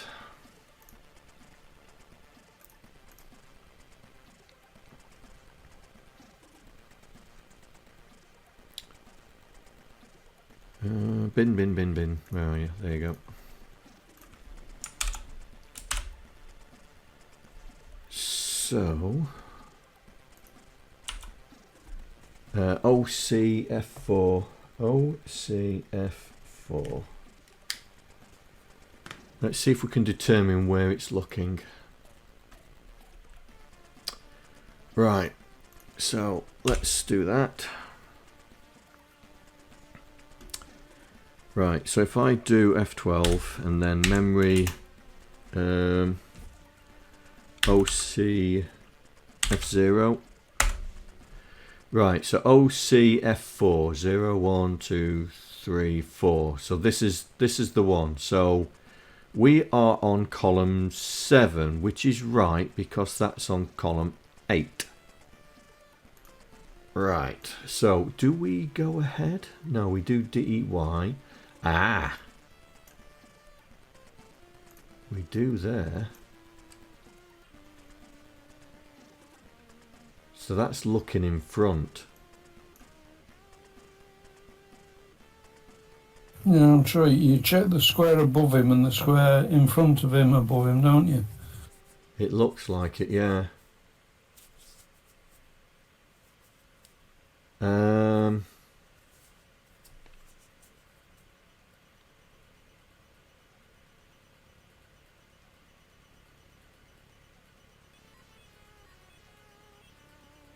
All right, let's see.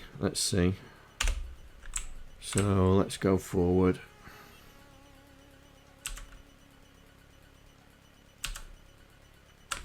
Right, F12. So 4 0 1 2 3 4 1E. Yeah. Because 1F. So we're going I and X. That's looking ahead. Right, okay, so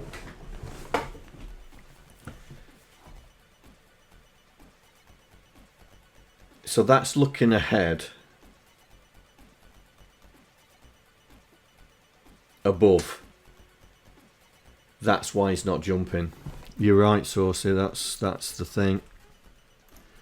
So what we need to do here then is we need to take note of the direction we're going. If I do LDA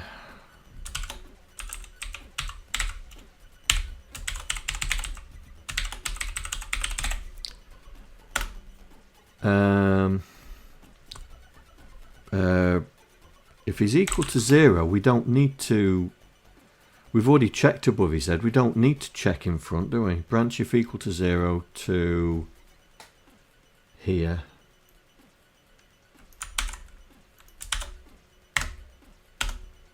Right, so if I compare it with 1, branch of not equal to not going, no, going left.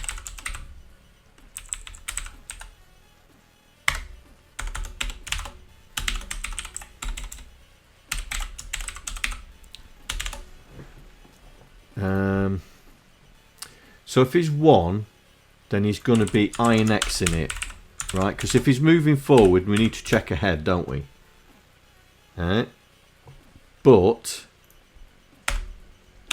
if he's going left, then we need to DEX it because he's going that way. So we need to then mask it. So we don't do I and X, D and X.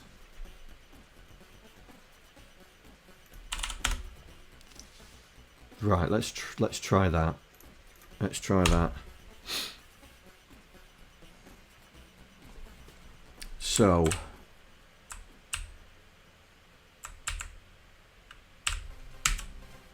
we're all right there, and we're all right there. He's banged his head against and fallen down. Oh, we're back to this again.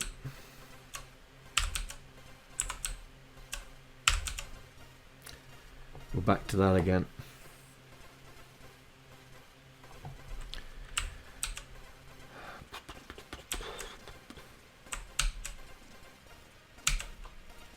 Right, so that's resolved that.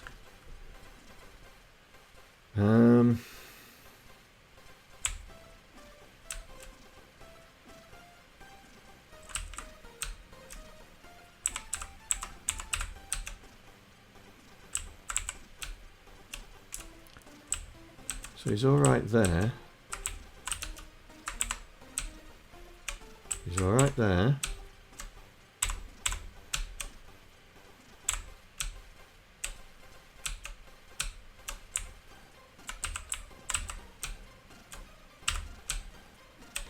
It's not all right there.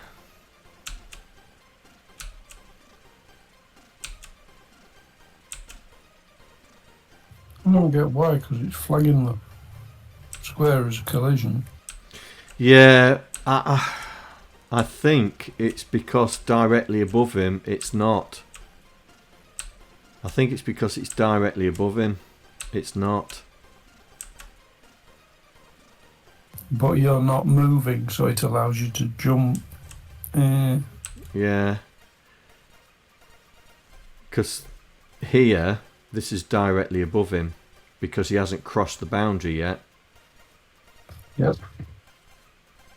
And so it's allowing him to jump through it because we're not evaluating one ahead. But if you do, you can't jump when you're up against the wall.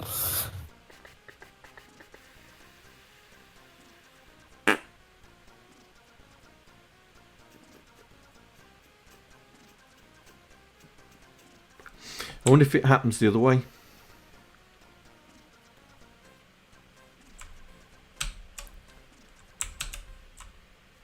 Hang on, let me just rim out my code.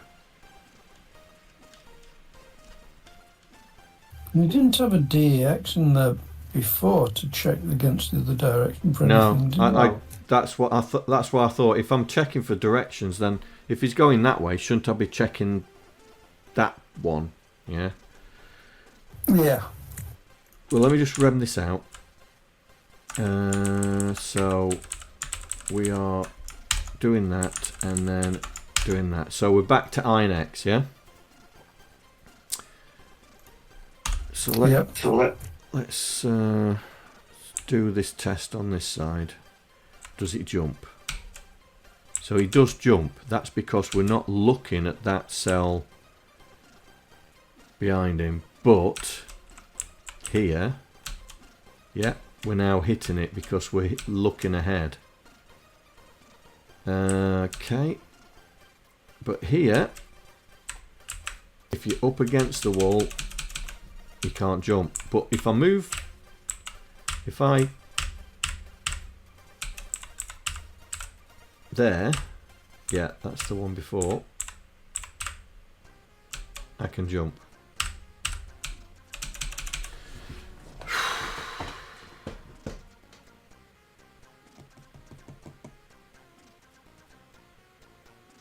If I turn the other way,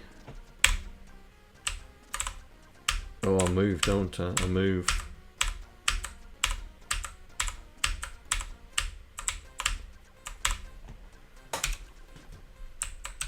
Oh. How do I do that? When you run up against the left-hand edge, I bet you stop on the boundary, and I bet there you're 1 or 2 pixels across, aren't you? To make him stop 2 pixels earlier, so he doesn't quite hit the wall like with his belly. Yeah. or something. I think that would fix it. Because then you don't need to check the square in front of him if you know you're on a boundary. Okay. You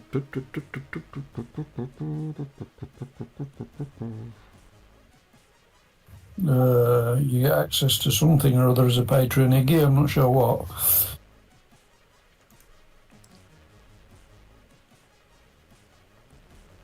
You get access to the private patron repo, yes. But this is not in the this code is not in the patron repo yet. All the other code that's not available to the public is still in the patron repo. But this is not in the patron repo yet.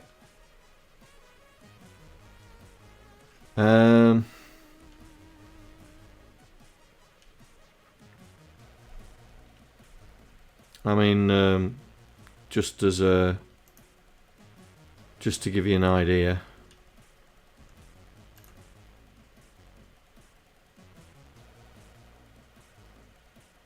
No. There's a patron repo.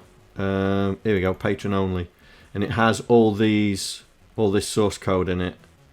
So Asteneats, Copycat, and all that. Myriad.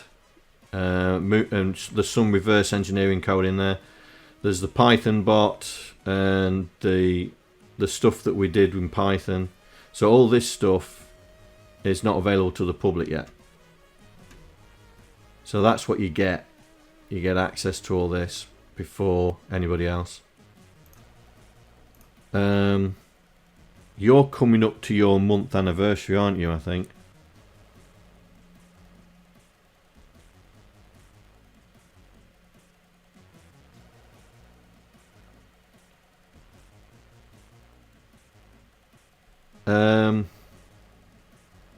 You mean what's in the repo?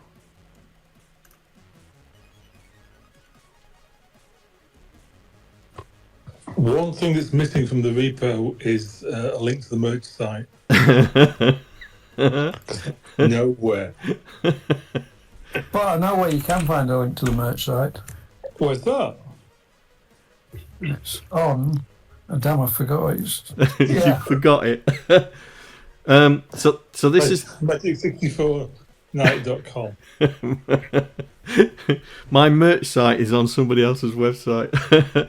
So this is the repo in Git, yeah. But all the information about the repo is here.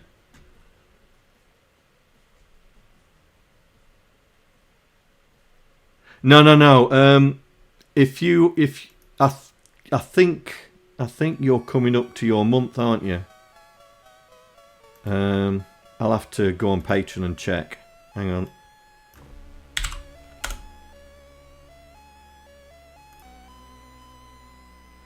Excuse me, cut everybody. So 20, yeah. So you're coming up to your month. So did you give me your repo username?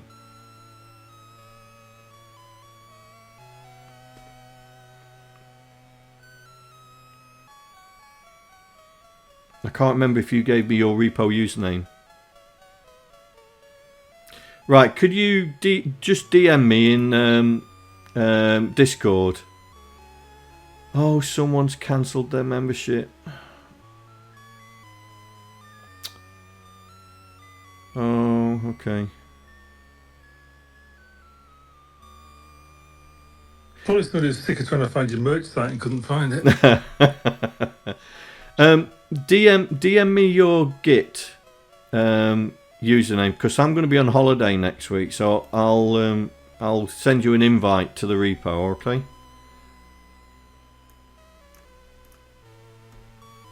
And then you'll get access to it.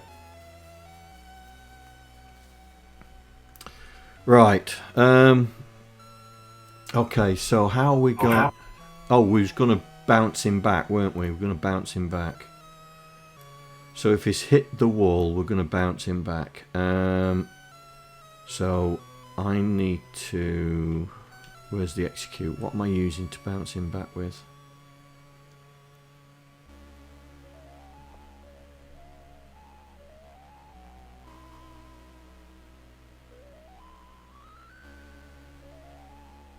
All right, and well, I'll forget your username in chat, so just bang it in DM for me, and I'll get that sorted for you. Right, so I need to move him back by 2 pixels. By this, I need to bounce him back. But the problem is, if I bounce him back, if someone keeps the finger on it, it's going to look like he's juddering on the end. That's the only thing I'm worried about.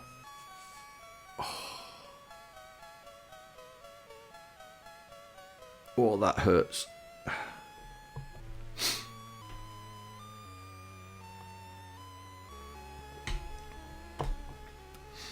That's the only thing I'm worried about. Or, oh, I've just thought of another way. We could check the column, couldn't we? We could check the column. We could, yes. I thought about that earlier and then got distracted because something happened. So I thought, check if you're on the final top right-hand column, you don't need to check to the right. Yeah. Now, I think I've got a constant. I think I've got a constant. There we go. There we go. So if we check it with that -1, branch if equal, and we bypass the second check.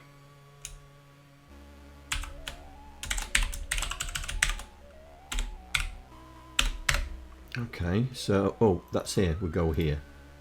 So we'll do that instead. Right, so let's get rid of that.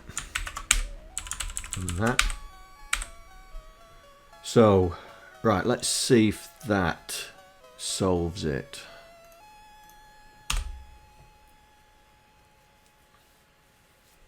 Right.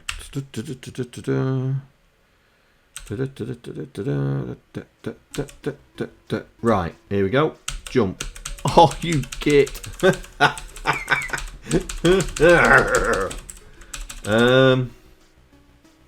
Oh. Oh, we're still checking for walls.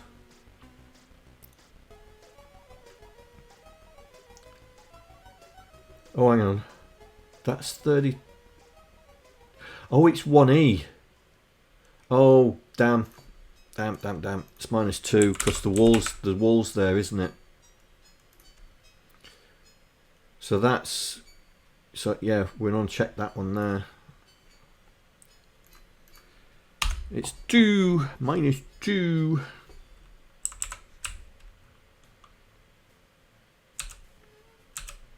Oh, didn't quite make that jump. Right, we're up against the wall. Jump. Yay! There we go.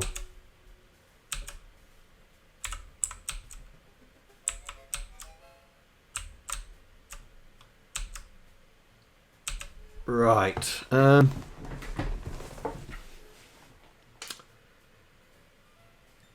Ship it. Right, okay. So, what time is it? Oh, we still got a bit. I'll still go. So, let's do some simple things now. And then we'll carry on doing the collision detection. But I want to start making it look like Manic Miner. So, we need the keys. We need the keys to flicker. Yeah, we need the keys to flicker. So, there's 2 ways we can do that.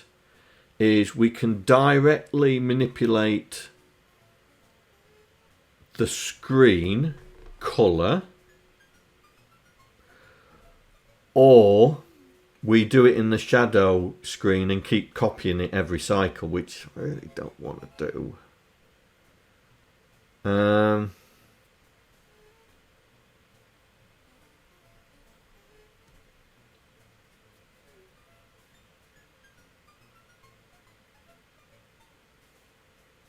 Because I don't know how slow it would make it.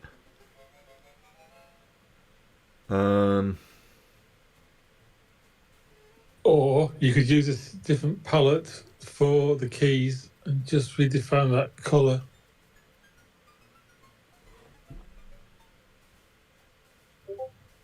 Does that work with the background foreground concept? It should do, it's only a colour.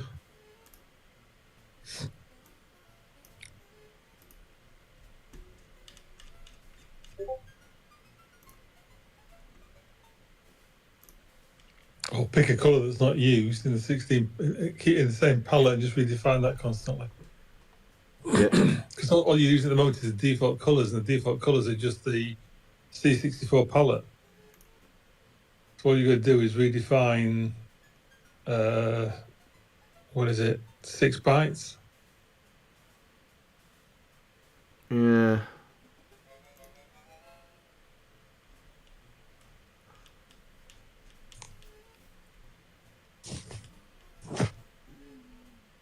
But the problem is the colour's different on each level, isn't it?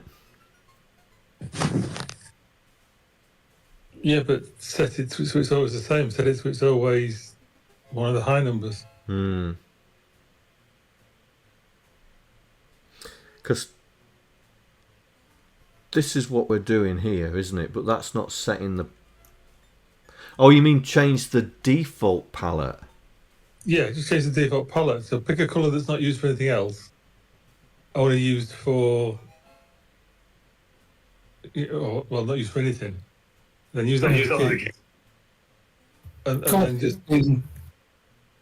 Or some like example, colour 15's not used for anything else. Just cycle it and make the key colour 15. Right. Exactly. Okay. So, how do we do that then? You've got to pick a colour that's not used. How do we do that then? There's a block of memory in Vera for palettes. So that's this here. Okay, so what's the block of memory? Let's have a look. Scroll back up. You'll need a minute. Right at the top end. So FA00. Right. So 1 FA00. Have we got a colour that's not used? I was just about to check, mate.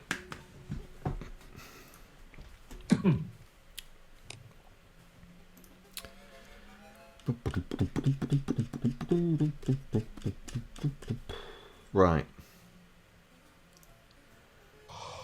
So 6, 4, 2, 11.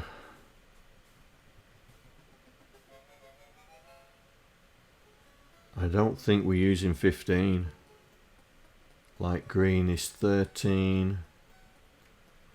I don't think we are using 15. So we could get away with 15. What's 15? 15. Good question. Have you defined it?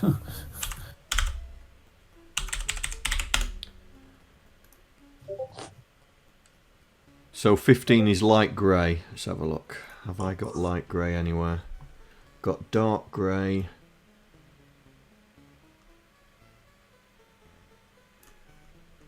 I don't see light grey. And all the colours are defined here. So we could get away with light grey. So key, where's key? Background, foreground, wall, collapse, bush, door. Okay. So we don't have to define the colour for keys then. No, because they're strobes, so it probably doesn't matter. That means that in render, I bet I set it to a specific Set colour. it deliberately. Yeah. Ah, here we go, yellow. Right, so light grey.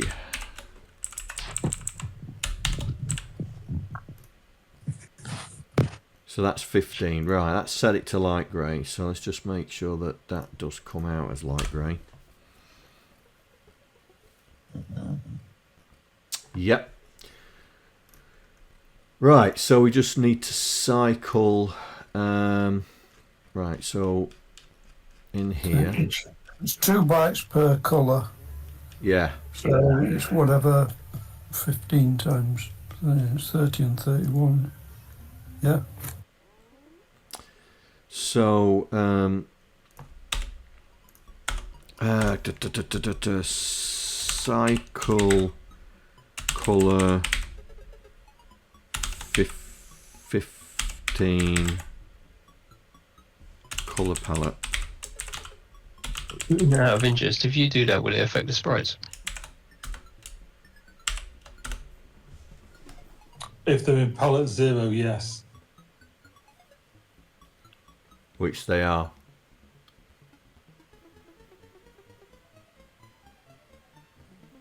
You can copy the base palette to palette 2 or palette 1, because this is palette 0, and then do the sprites in palette 1 instead. That wouldn't affect anything. That's easy enough.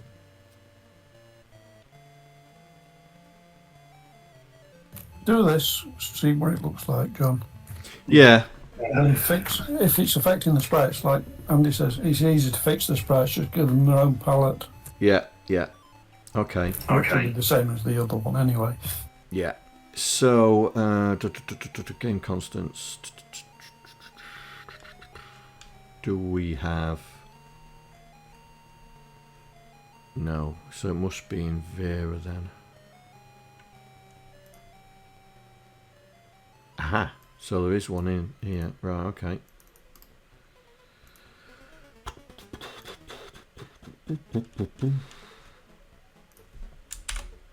So I want a set address, don't I?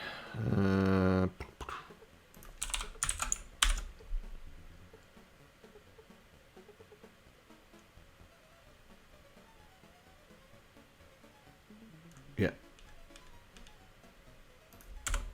So I want a set address. Do it again. To that.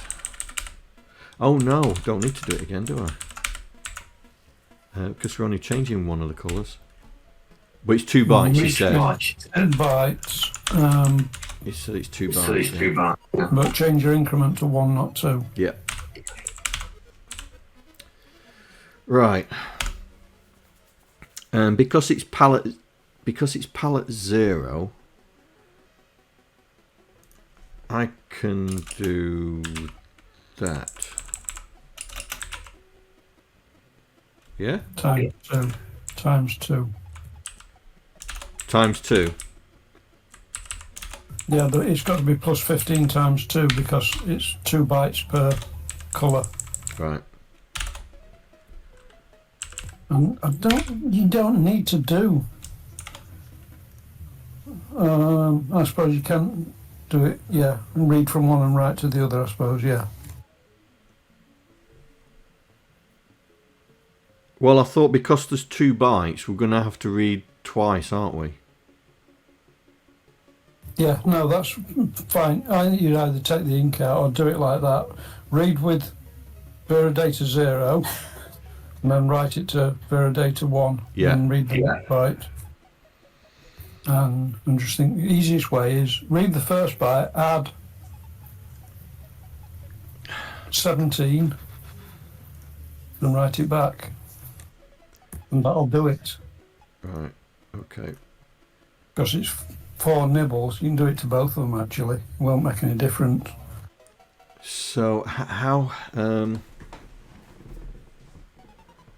If you read what's in there and add 1 hex, or 17, it'll add 1 to green and 1 to blue. And then do the same, it'll add 1 to red and 1 to a number that nobody cares about.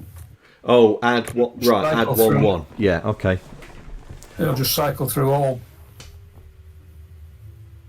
Yeah. That's 32, isn't it?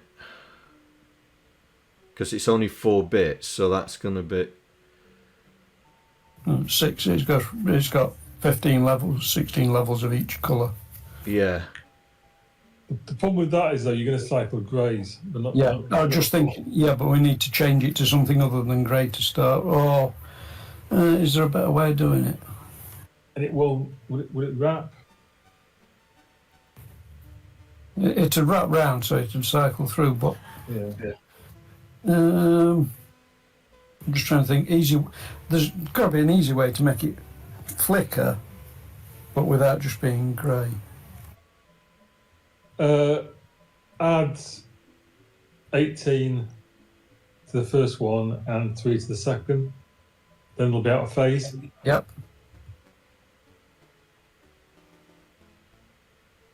Because they flicker really fast, so you can't see what colours they have anyway. So Right, it's not just okay. all- So you're saying load Vera data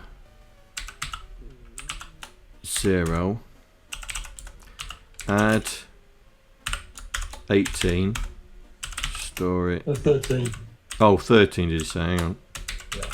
Vera data It's 1. going to mess the green byte up even more anyway, because when blue rolls over, it'll add an extra 1 in, so it'll add a bit more variety. So Exactly. What's wrong with that? What is wrong with this extension? Right. It's not VS Code, mate, it's the extension. Right, so you said 13. and then do it again and add, what did he say, 3? 3. Just to mix up a bit. Any number will do. Are you doing a 2 byte step on that? No, it's just a 1 byte step. That's okay. Right, so, and then do an RTS. It's going to make it change somewhere, Yes. although Yeah. we'll see what it looks like and tweak it. Yeah. Yeah. So, where we do the rotation of the conveyor belt, we'll do that. JSR render dot that. Also, doing it this way, you don't care where they are on the screen or whether they've been collected or not. Yes. Right, let's see what that does.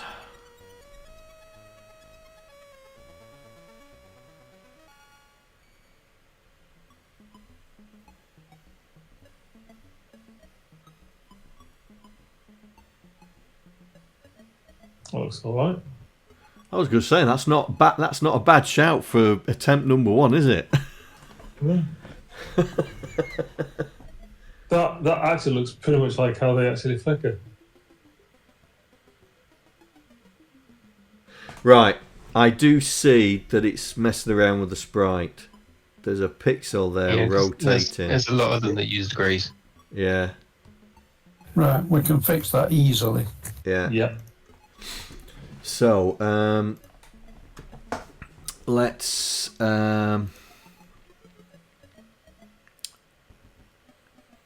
it's just a Vera copy, it's an internal Vera copy, not a... Yeah.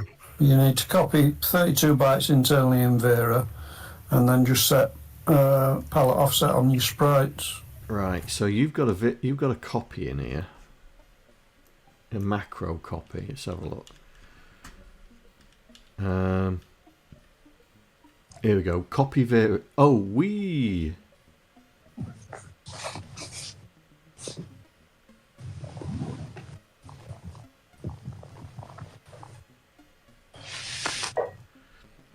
Right. Copy data to Vera. That's from external. Copy Vera data, that looks like it. That is that's the one, wouldn't it? That. Yep. So just needs to copy from 1FA A000 to 1F A Yeah. whatever A 1FA 020 to for 32 bytes. That's it. Yeah. Okay. So, I can't do it in prep, so it's going to have to be right at the very start of the. Yeah, I'm going to do it the once. Yeah, we'll do it. We'll do it after the backup. Yeah. So we are Constance. We're going to copy that. So that's the source, and the destination's plus 32. Yeah. And Okay. we are doing 32 bytes. Yeah? Yep, and then wherever you do with your sprites, it's the last byte of each sprite, byte 7. You just need to add a 1.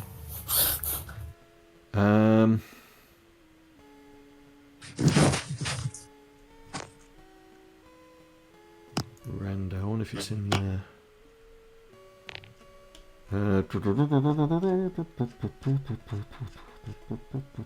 Clear. Copy screen to Vera. Set time. The way you set the sprites up, you know, when you copy all your data into sprite memory. Yeah. I was just trying to... You don't change the height and width of sprites ever again, do you? No. Set definition. Set sprite definition address. Here we go. Build. Where's the sprite? Preparation sprites. Here we go. So where's the... Here. Right. So that would be a 1.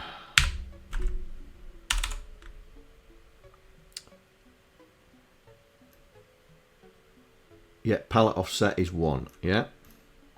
That's all it takes. Right. Let's see if Monsignor Willie is still flickering.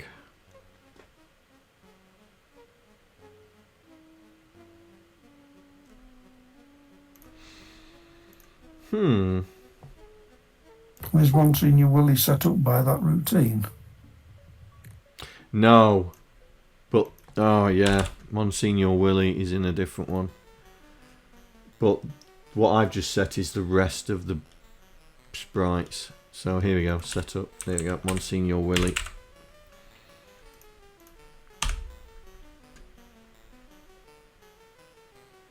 There we go. Fixed. Fixed it. Right, so we've got... See? That's it. Manic Miner's finished. I'm taking credit for that.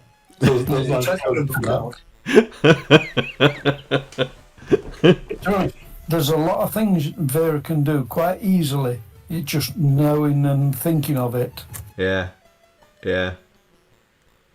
Right. So, I don't think those bushes are right. I don't think the colour of the bushes are right. That's what she said. I think, John, I think they're right from the table. I don't know if the table's right, though. Yeah. Because there's a few things where the colours are different compared to the Spectrum version. Oh, But- no, they are green. Or they're different to the... That's the Spectrum you got there. I think they're different on the C64 version then. Yeah.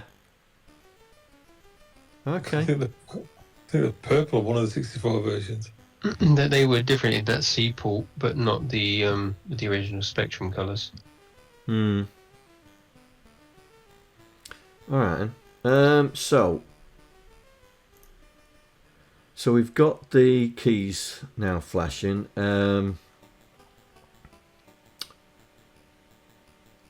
What time is it? It's 11.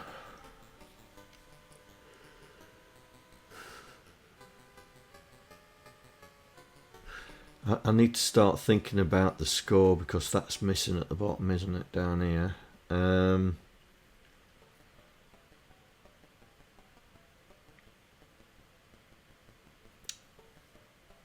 Is there anything else that moves?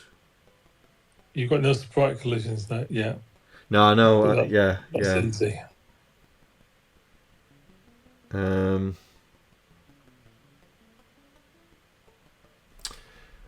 Oh, Monsignor Willie's start position.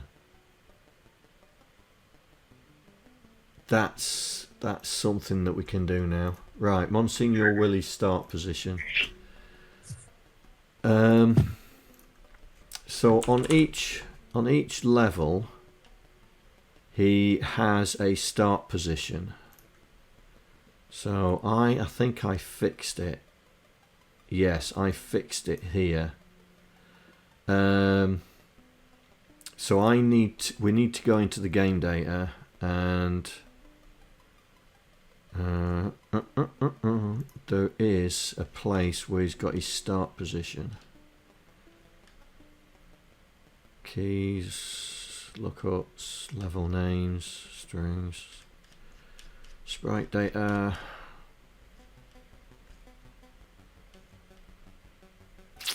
Aha! Here we go.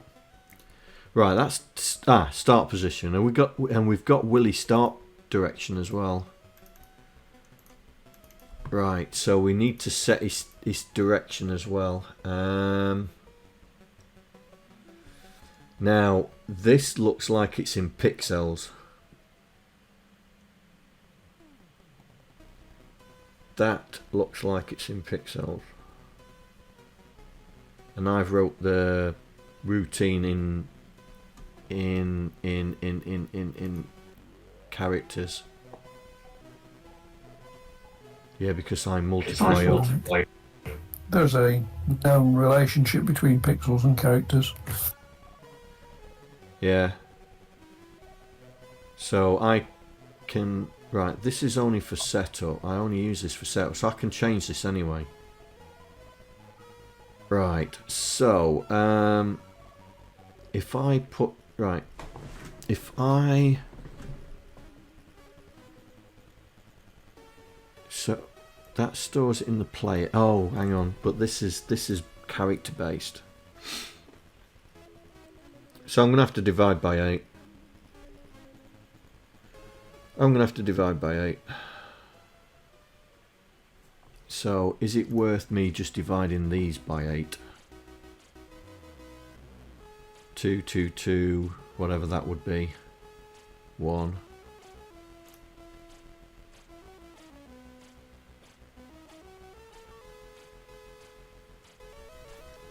Yeah.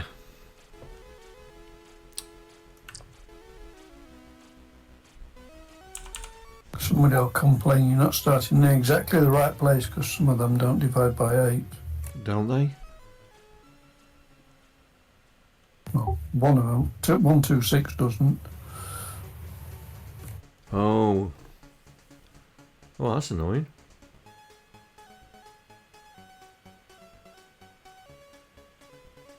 Everyone else does. 1, 2, 4 won't. I didn't see one. No, there's 1, 2, 4. I hadn't got that far 2, down. 3, 8. 2, 3, 8 doesn't either.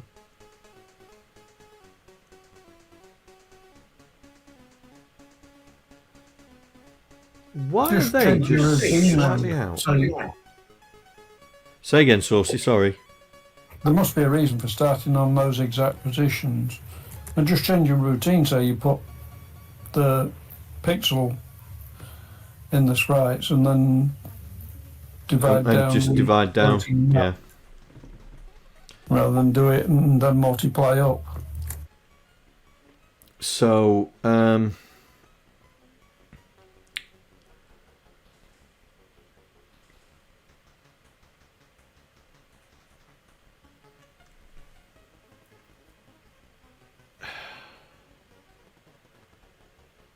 so I must be working in pixels because I multiply up, don't I?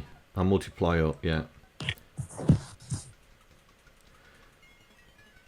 So play is times by 8, and then I add the rows onto it.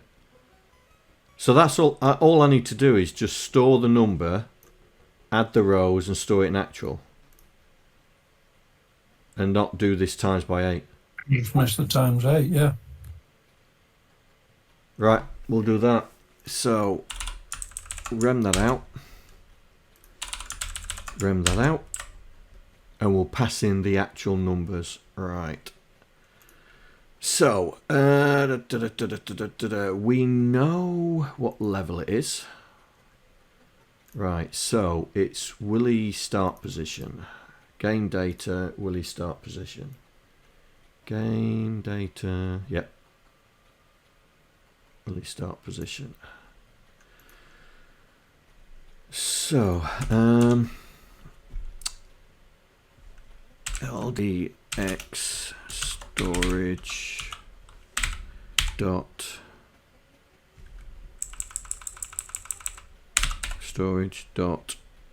render dot underscore level. I think it's m underscore level. Yep. Times it by 2 and transfer it into x. So LDA that comma x. Push it away.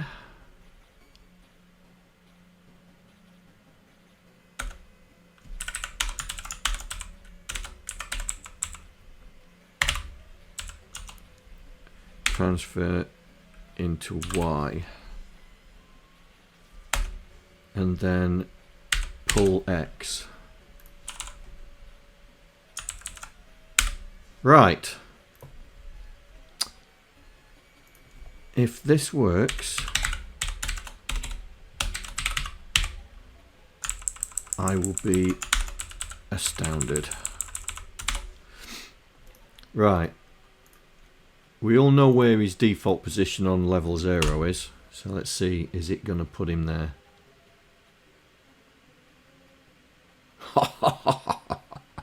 Right, okay. Level 1.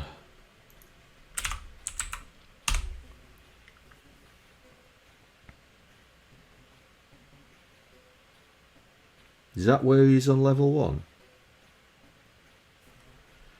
Okay. Probably. Okay. Seems right. Level 2. Ah, right. Let's do level. So 0, 1, 2, 3. Let's do 3. So he should be on the other side of the screen. And he is, but he's facing the wrong way. So we need to do that now. How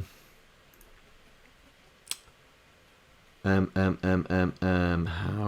I gonna do that? Because that's not part of this routine. But it is part of the draw. Set the direction, John. Just set the direction. Did you change the bad guy sprites to use palette 1 as well? Or Yes. Just Wiele? Yes, change that one as well. Yeah, because that's what I did. Well, that's what I did at start with, because Wiele was still twinkling.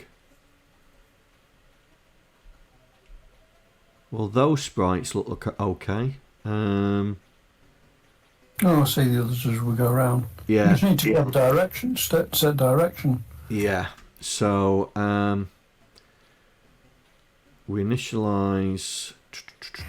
Do it before you double.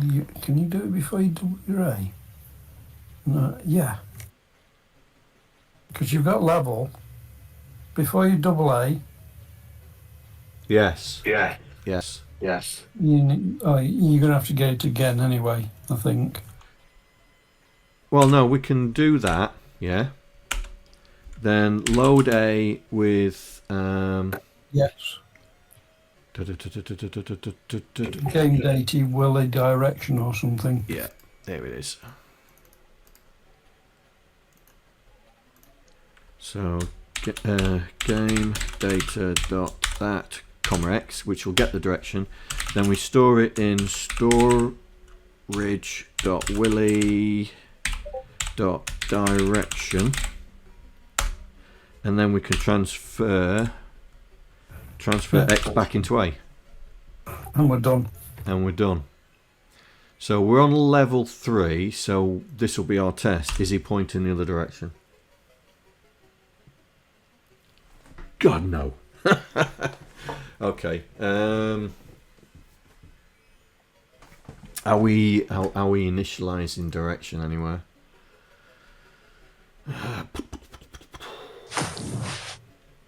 Probably. Yeah. It's probably because of this here. Bless you. Thank you. You can't do it there because that's part of your main loop, isn't it? Yeah. I'm just trying to think. You must set his direction before then. But what I'm actually thinking is, if I do.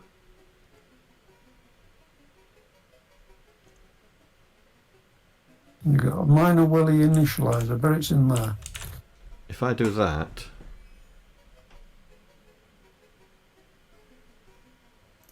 No, initializer was just initializing the sprite, mate. It wasn't actually initializing any direction or anything like that. Set direction anywhere. Okay. Yeah. But if I get to draw it, because that's where it'll flip it, I wonder if that'll do it. Just get it to draw it. All right. Yeah. Go, John. Go, John. Go, John. The penguin's palette was also cycling. Okay, hang on. I'm not sure it is. They're not penguins. They're walruses. Walrus. Right, penguin is 1. Hang on. Let's have a look.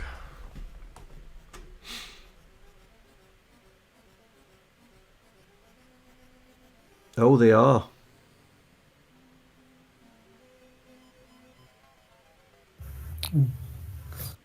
Must be somewhere else where you're setting palette sprites up. Let's go back to here. So this is where have I got another one? No. So it's this. Right. So set up sprite in Vera 2. Palette offset. Right. Let's go and look for that. Go to definition.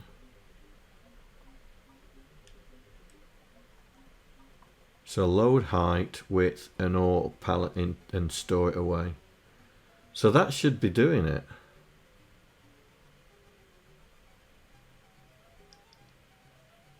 Well, we can check anyway. If it's not doing it properly. Or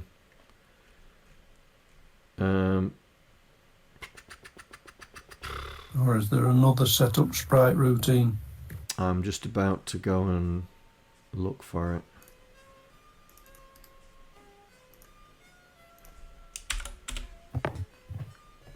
Right, so we've got one there,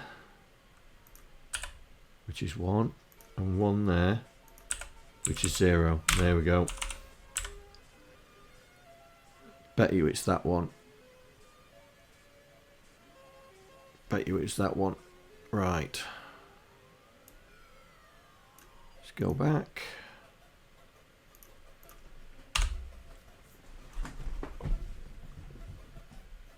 There we go. They're not cycling now.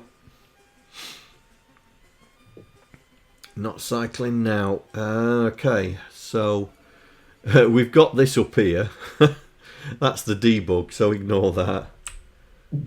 That's the debug. Good. Hey, matey, how you doing? I'm just done. I thought I'd jump on and see what was happening. We're getting there, mate. We're getting there. Slowly. You liked his blow-up doll? Yeah, blow-up doll. You spent too much money on a blow-up doll for me. Yeah. I assume that you knew what I was getting. Aye.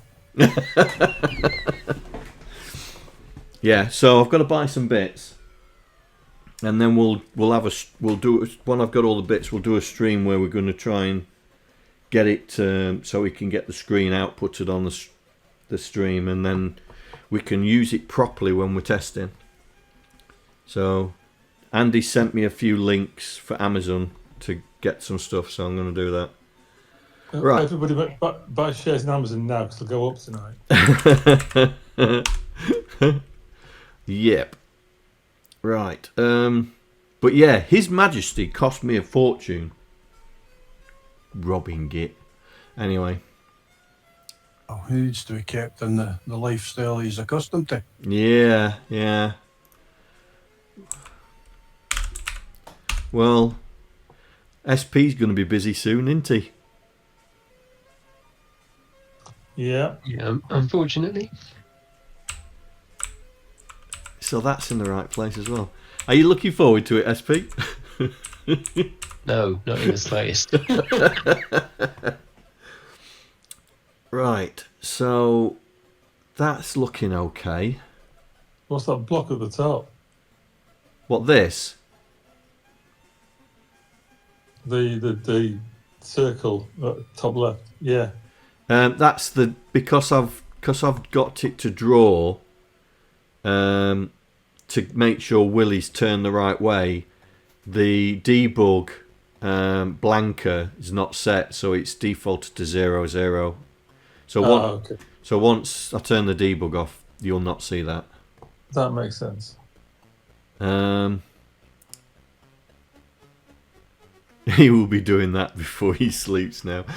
What, buying the Amazon stuff? Yeah, The probably. Eugene colour palette's wrong there. The Eugene colour palette's wrong. Yeah, he doesn't have pink in him. Well, you made it. Yeah, I know I made it, but it doesn't have any pink in it. So are the rest of the bits and pieces going to have the graphics upgraded then? Just the sprites at the moment. Is that would be light grey again? It's not flickering though, is But it? it's not flickering. Are we not copying enough bytes? You're copying 32 bytes, that's all there is, 16 colours. Right. Okay. So Vera. What's the default colour 32?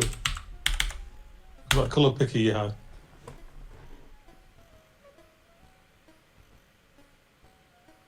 Say again, Andy. What's the default colour 32 from the picker that you had?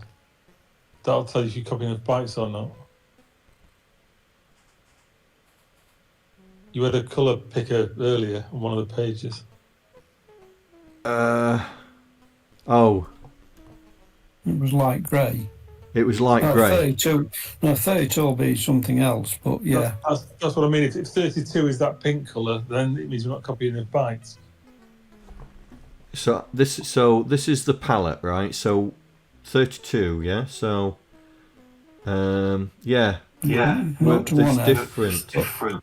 Yeah, but it will be because you're changing 1E, 1F every frame. Oh yeah, we're changing that one. All the others are right, so we and BB0F is probably a light grey. It seems to be fairly light grey, I would have thought. Quite a bit of red, green and blue and a lot of red. Well, you can tell from that colour picker because it'll show you what colour 32 should be. Hang on. Come on. And the only other thing to bear in mind is that the colours that are used in the sprites are slightly tweaked from your default 64 palette colour. Well, they're not going to be. So you're going to change all the palette, John, to SP's palette.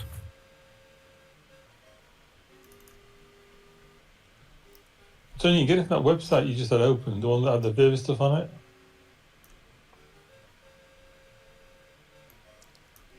Does that have the codes on for the colours? No, but it's Yeah, you can, if you go to your file menu, you've got the palette set in there.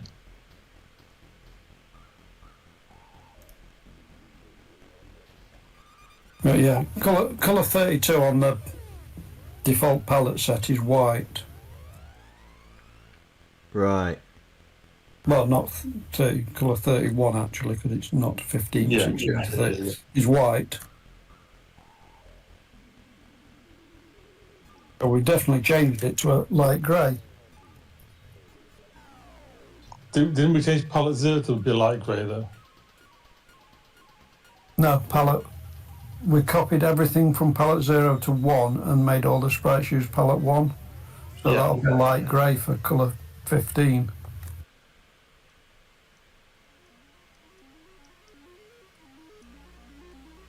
So if anything's pink, it's because in the sprite editor palette, it's pink. It's a different colour to what's in the Vera default palette. And that's what I'm saying. What is the Vera default palette for palette 1? Well, we've overwritten it. Before we copy it, it's a grayscale. Well, the grayscale's here, look. From 40. Yeah. This is the grayscale here. No, palette, that'll be 012 is a red tinted grayscale. Hang on, let me go. That's it. That's the previous tab, John. That one. Left. No, the one to the left. That one there. So if you're not copying enough across, it should be white. That's all. No, we're copying enough across because the last byte is a light grey. It's BBF. But the thing is, it's it's suffering the. Eugene is pink. Which has got nothing to do with colour 15. No. But you don't pink palette, do you?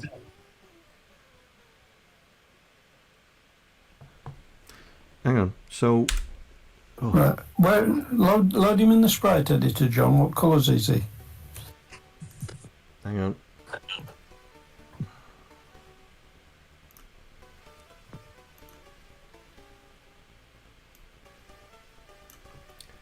So it's this colour here, isn't it?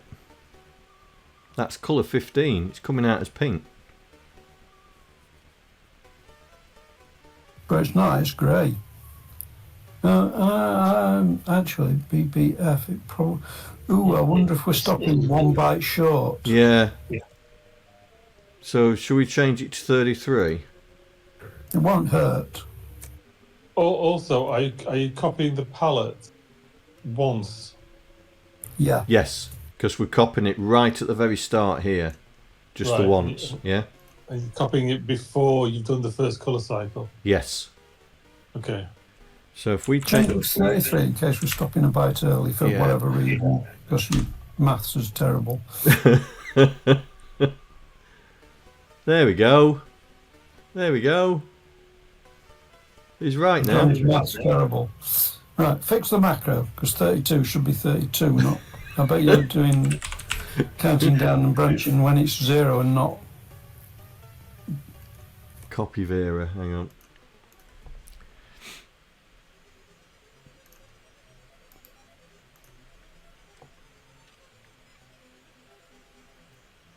DEY branch if not equal. So yeah, it's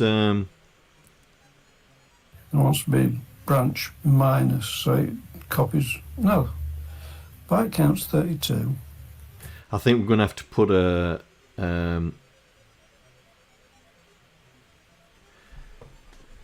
yeah, because you're doing a byte count. If you have 255, that would be well, anything above 128, so you can't use the minus.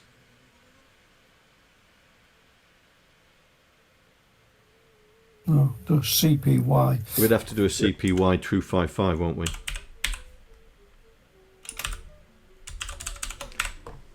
Because we need yeah.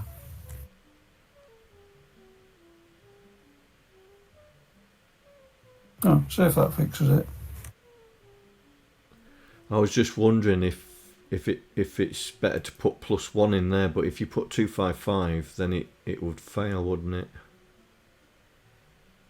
No, because you do a decrement before you do the branch anyway.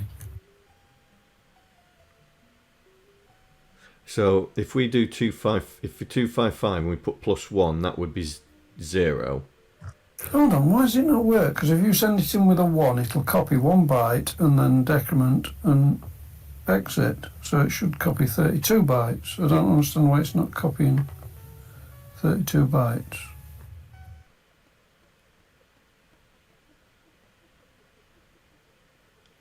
Well, it's actually copying 31, isn't it? Because it'd be 32 to 1. So it's 31. Not 32 to 0. Right. John, why do you set source, the first register is source plus byte count minus 2? I don't know, because you wrote this. I didn't write that.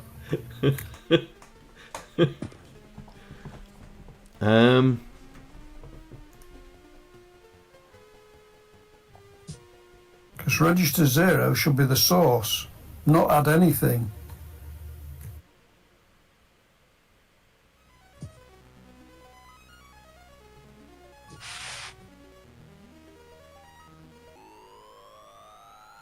I wonder if this was... Oh, hold on, no, sorry. There's the if else, because there's... Yeah, that's counting backwards. This is counting backwards. Yeah, you do it forwards or backwards, depending whether a source is higher or lower. Right. Why is it... I don't know why it's doing... Well, this would be set to this would be set to 32, yeah? And if we do DEY, so it would always do one less, because when this gets to 0, it would jump out, and we need to use 0. So it would only rotate 31 times. So I think really we should do that. Yeah. Because if we sent in 255, then that would be 0. It would do its load and copy, then DEY, which then becomes 255. So it would not then branch out when it's 0, because it would go through again. I think that's what we need to do. So let's see if that works now. No.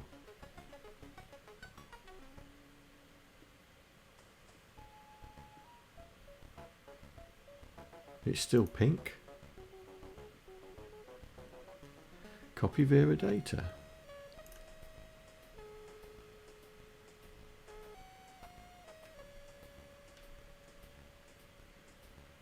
Hang on. What's it putting in the dump?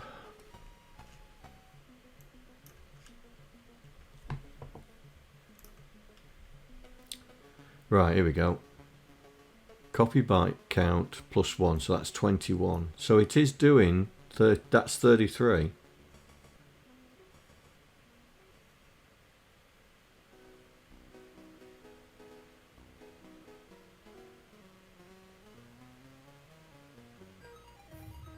That don't make sense either, because you passed it 33 and it worked. You passed it 32 and add 1, which is the same. It didn't work. I don't get it. Why are you adding 1 and then testing for 0? Because you're not copying on the 0 byte, are you? So yeah, it's the well, no, because it should be -1, shouldn't it?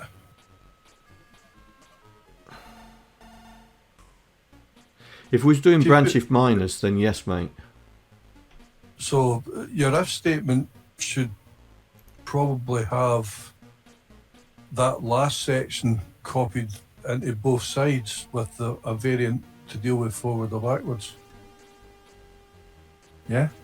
Yeah, the if and else sets it up so we either point at the end or the beginning of the data, and it tells Vera to add or to count forwards or backwards automatically. Yeah, but that would change how load Y is handled, would it not? No, Y is just the number of bytes. But I don't get why when we passed it 33 it worked. When we pass it 32 and tell it to add 1, it doesn't. because it's got to be an even number of bytes you're copying. No. Well, the routine doesn't, but the palette does. The palette does, yes, but But if we go 1 byte extra, it's just going to affect pallet 3 or whatever you want to call it, so we don't care. Yeah, correct. Oh, well, we'll just make it 33. Because I was looking at it, I'm sure it is on. If you set that to 32, this loop would only go through 31 times. But we just put +1 on it, and it still didn't do. Well, that's what's confused me.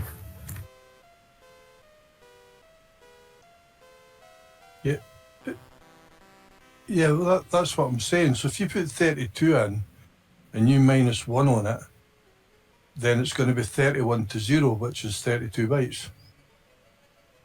Yeah, but it decreases to 0 and then branches if not 0, so it doesn't copy on the 0. Yeah, it doesn't copy on the 0 cycle, mate. But it's already done the copy before you've done the decrement.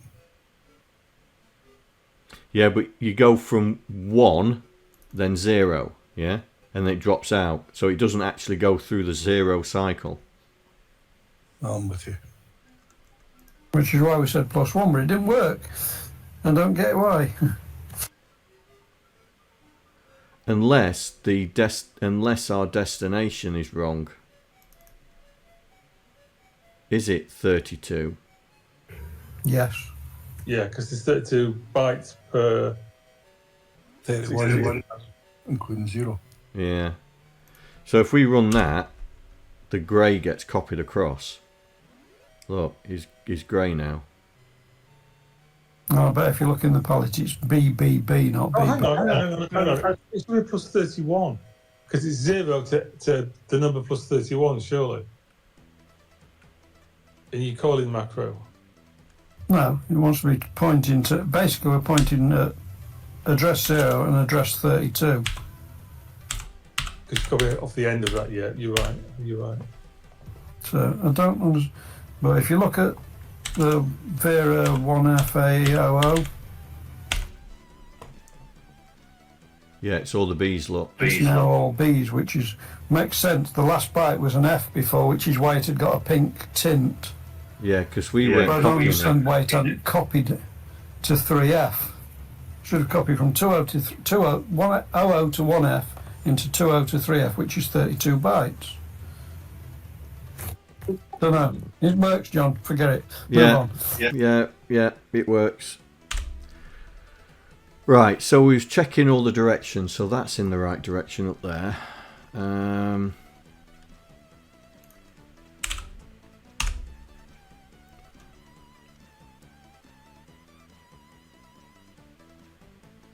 That is that in the right direction? Yes, it is. Right, I'll put that on that side. So, but he's in the right place. 6, he's on the floor. So he's in the default place. Yep, that's in the right place. Right, where else?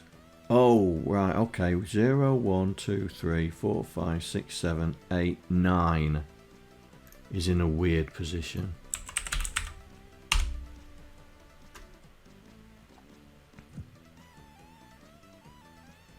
Yeah, he's up there. 10.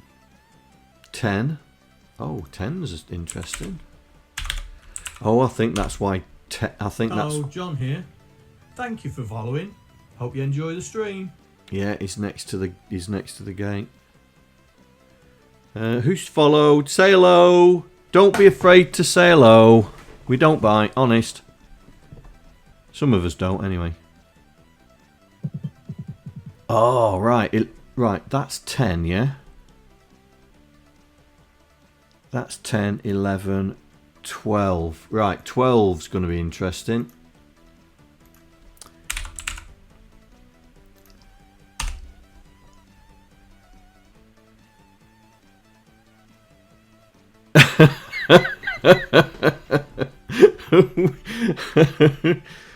We don't. The right way. Yeah, that's the right way, mate. I'm looking at the picture. Okay. I'm looking at the picture. Look, that's why I said this will be interesting. Where is he? There he is. The conveyor belt. Like he's just been pushed off it. Oh, Yeah. oh yeah. But yeah, he's facing the wrong... I mean, he's facing the wrong way on the next one as well.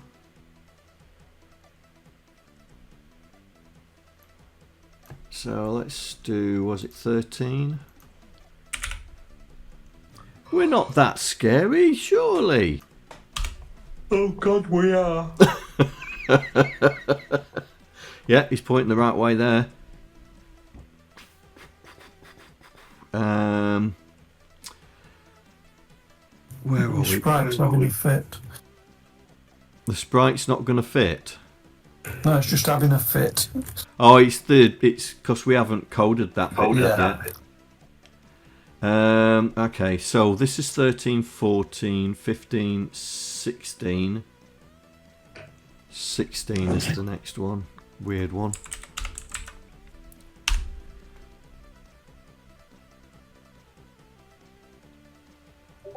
Yeah, he's pointing the right way. I presume he's pointing the right way just in case you decide to walk straight forward. Then you've destroyed your level, haven't you? Are they collapsing floors? Yeah, all of them are, yeah. Go on, I want you to see a walk on one of these multi-level. I was going to say go back to 6, but you can do it on that.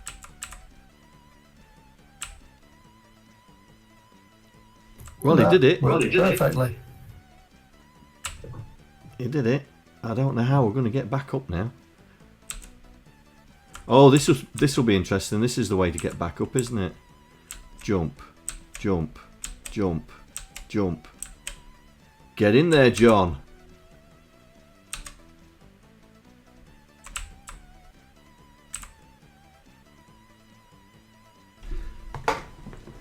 Oh.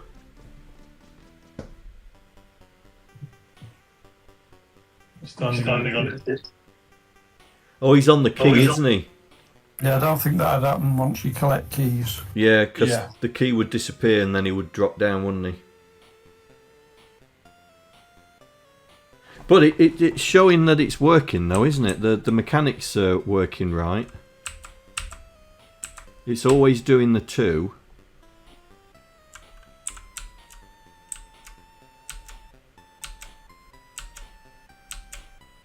Cool, you got to jump quick on them because they collapse quick, don't they? Yep. They do. Right, okay, so that's he's starting in the right position there. Next one's on the bottom floor and the one before the end. So if that's... So what level are we on? 16, 17, 18. 18 is in the middle again with the ball. Yeah. Because we've got to sort these out as well. Got to sort these out because they can't turn. That they shouldn't be turning. Yeah. So there's that code that we need to put in as well.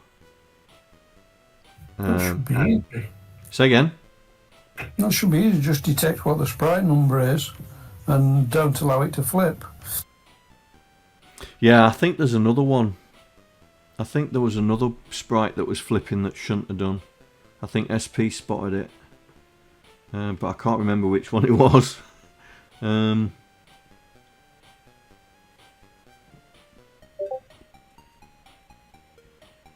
But, yeah. See, what I was thinking was, you know, in the game data where we've got all the sprite mechanics, and here, and then right at the very end we've got the close down. Got all this, yeah, and we couldn't understand what full range is and all that. What I was thinking was just having another byte of statuses and just have it in there, because we're only talking 20 bytes. Adding another 20 bytes to the whole thing. But if it's only that one sprite, it's easy to just test in your flip routine. Yeah. So it's the solar truck. It's a bunch of sprites, isn't it? Yeah, it's the solar truck. So we could in the hang on. No, hold on. You replace all the sprites each time round, don't you? Yes. Yes. So, if it's only those, your sprite reverse routine, what do you pass it? The flip thing. The sprite number. You pass it the sprite number. Right. So in the sprite flip, you can, if it's only those, check the level, and if the sprite number is less than 4, don't flip.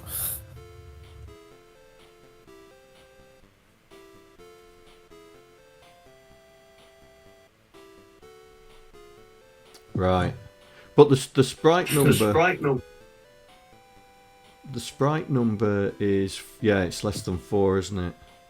For those, yeah, the first 4 are the thingies and the other 4 are the other sprites. So it's this one we want to stop it doing. That's the going the other way, yeah? Because that is the one that we were okay in doing. So so yeah, so if we did LDX storage dot render dot m underscore level CPX with what level was it? 8? Is it 18? Yes. 18. Yes. 18. Yeah. 18. John, Branch. just a reminder, it's nearly midnight. Oh, okay, yeah. Right, okay. We'll do that. We'll do that when we come back.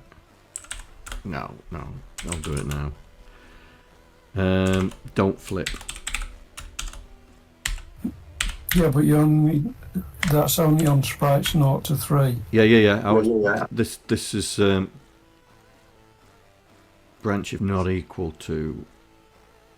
Right, if it's equal to 18, we don't flip it. Yeah.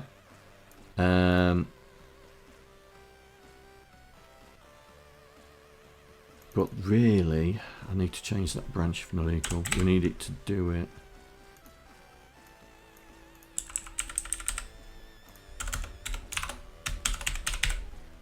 Right. Then if it's not, then we'll load the sprite number.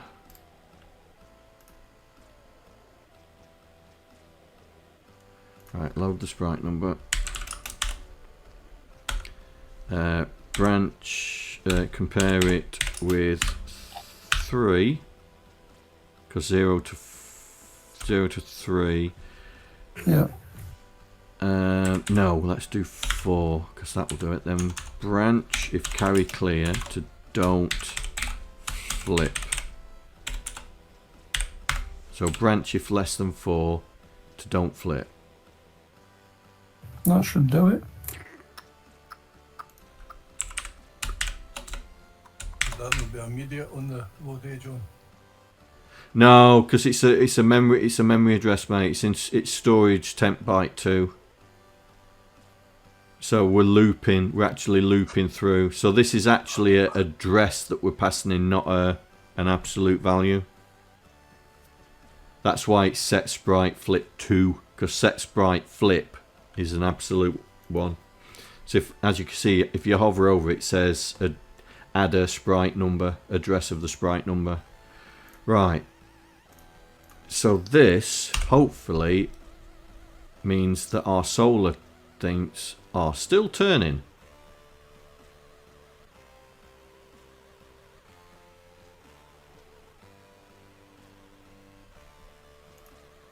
Why? Yeah, why?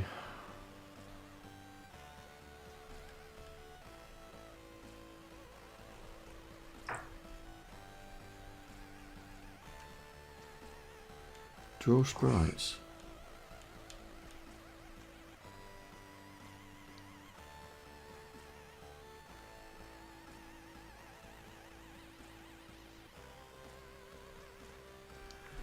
Oh.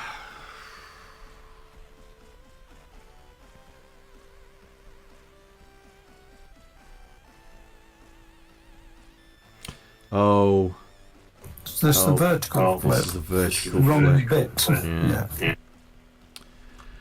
You have to move it. Yeah. Right, so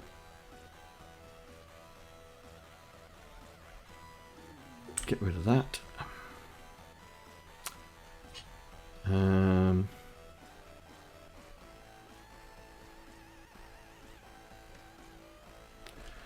Okay, where's the drawer?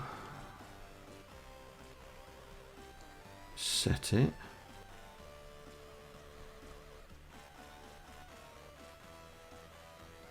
Right, okay, so don't flip, that's here. No, this was the... it bypasses it. So, it is there. Well, the vertical is the direction it's moving, isn't it? Yeah, so if it's not equal, that means the vertical bit is set. Then it bypasses this, so that's not it. This is the change. So if it's going to the right, no need to invert. That's the wrong bit. Branch plus, no need to invert. Otherwise, invert it at 1129. Because that flip on the 1140 sets it facing to right. This Right, yeah, this one sets it facing left. Yeah. yeah, that's the one we don't want to do. No, it's facing it. Oh yeah, it's right. Got you. Got you. So we need to put it on that one.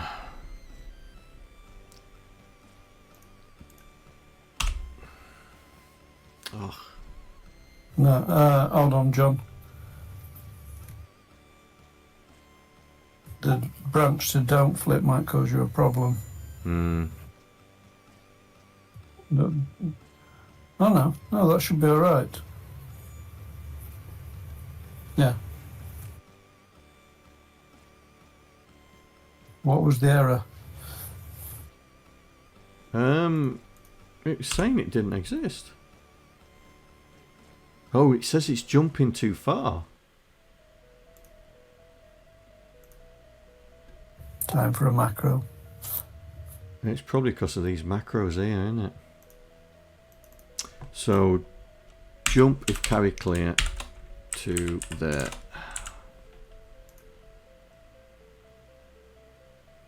Right.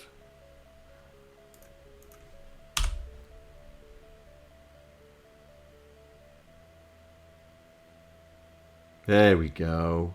Oh, the bottom one.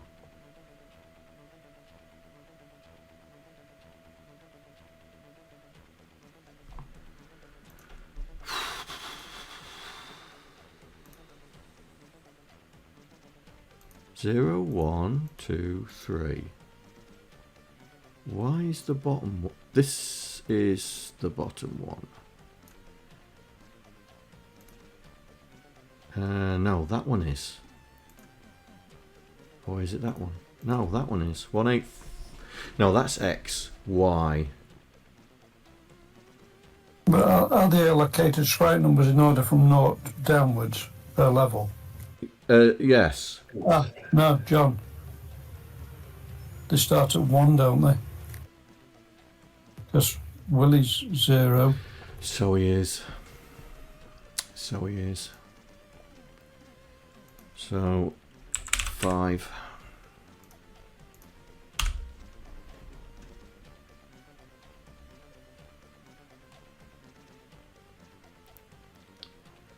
There we go. Right, that's that one sorted. It's just, it gets a bit more awkward if there's another one that needs to not flip if you found one somewhere. Which might be easier to add an extra flag by it and use that. Yeah. I'm sure SP was on about that one of them was flipping and it shouldn't have done. Telephone doesn't flip if you've got that flipping. Well, that's a vertical one though, isn't it? That's going up and down. And it doesn't flip. Yeah, that one shouldn't be a problem. Yeah. Alright then. Well, we've got some progress going. We've got some progress coming. We're finally getting somewhere. Right, let me just put this into Git. Episode 13 code changes. Go on, you've got 30 seconds to finish by midnight. Right. Okay, so that's stored that away. Right then, guys. Well, guys, thank you very much for my birthday present. You spent too much money. But we will get it working. We will get it working. And I'm very much appreciative of the thought as well. So, alright then. Right, I'm on holiday next week, so I won't be streaming next week. So I will... I'm no longer a Twitch virgin. No worries, mate. No worries. So I'm going on holiday, going to my normal escape. Yeah, so no mobile phone signal and all that jazz. So I will see you in a week on Monday. All right. Well, thank you very much, guys, and I will see you later. Yeah. See you, mate. All right. Thank you. Thank you. Cheers, John. Enjoy your break. Forget about Miner for a week. No worries. All right. Take care, guys. See you later. Bye. Bye.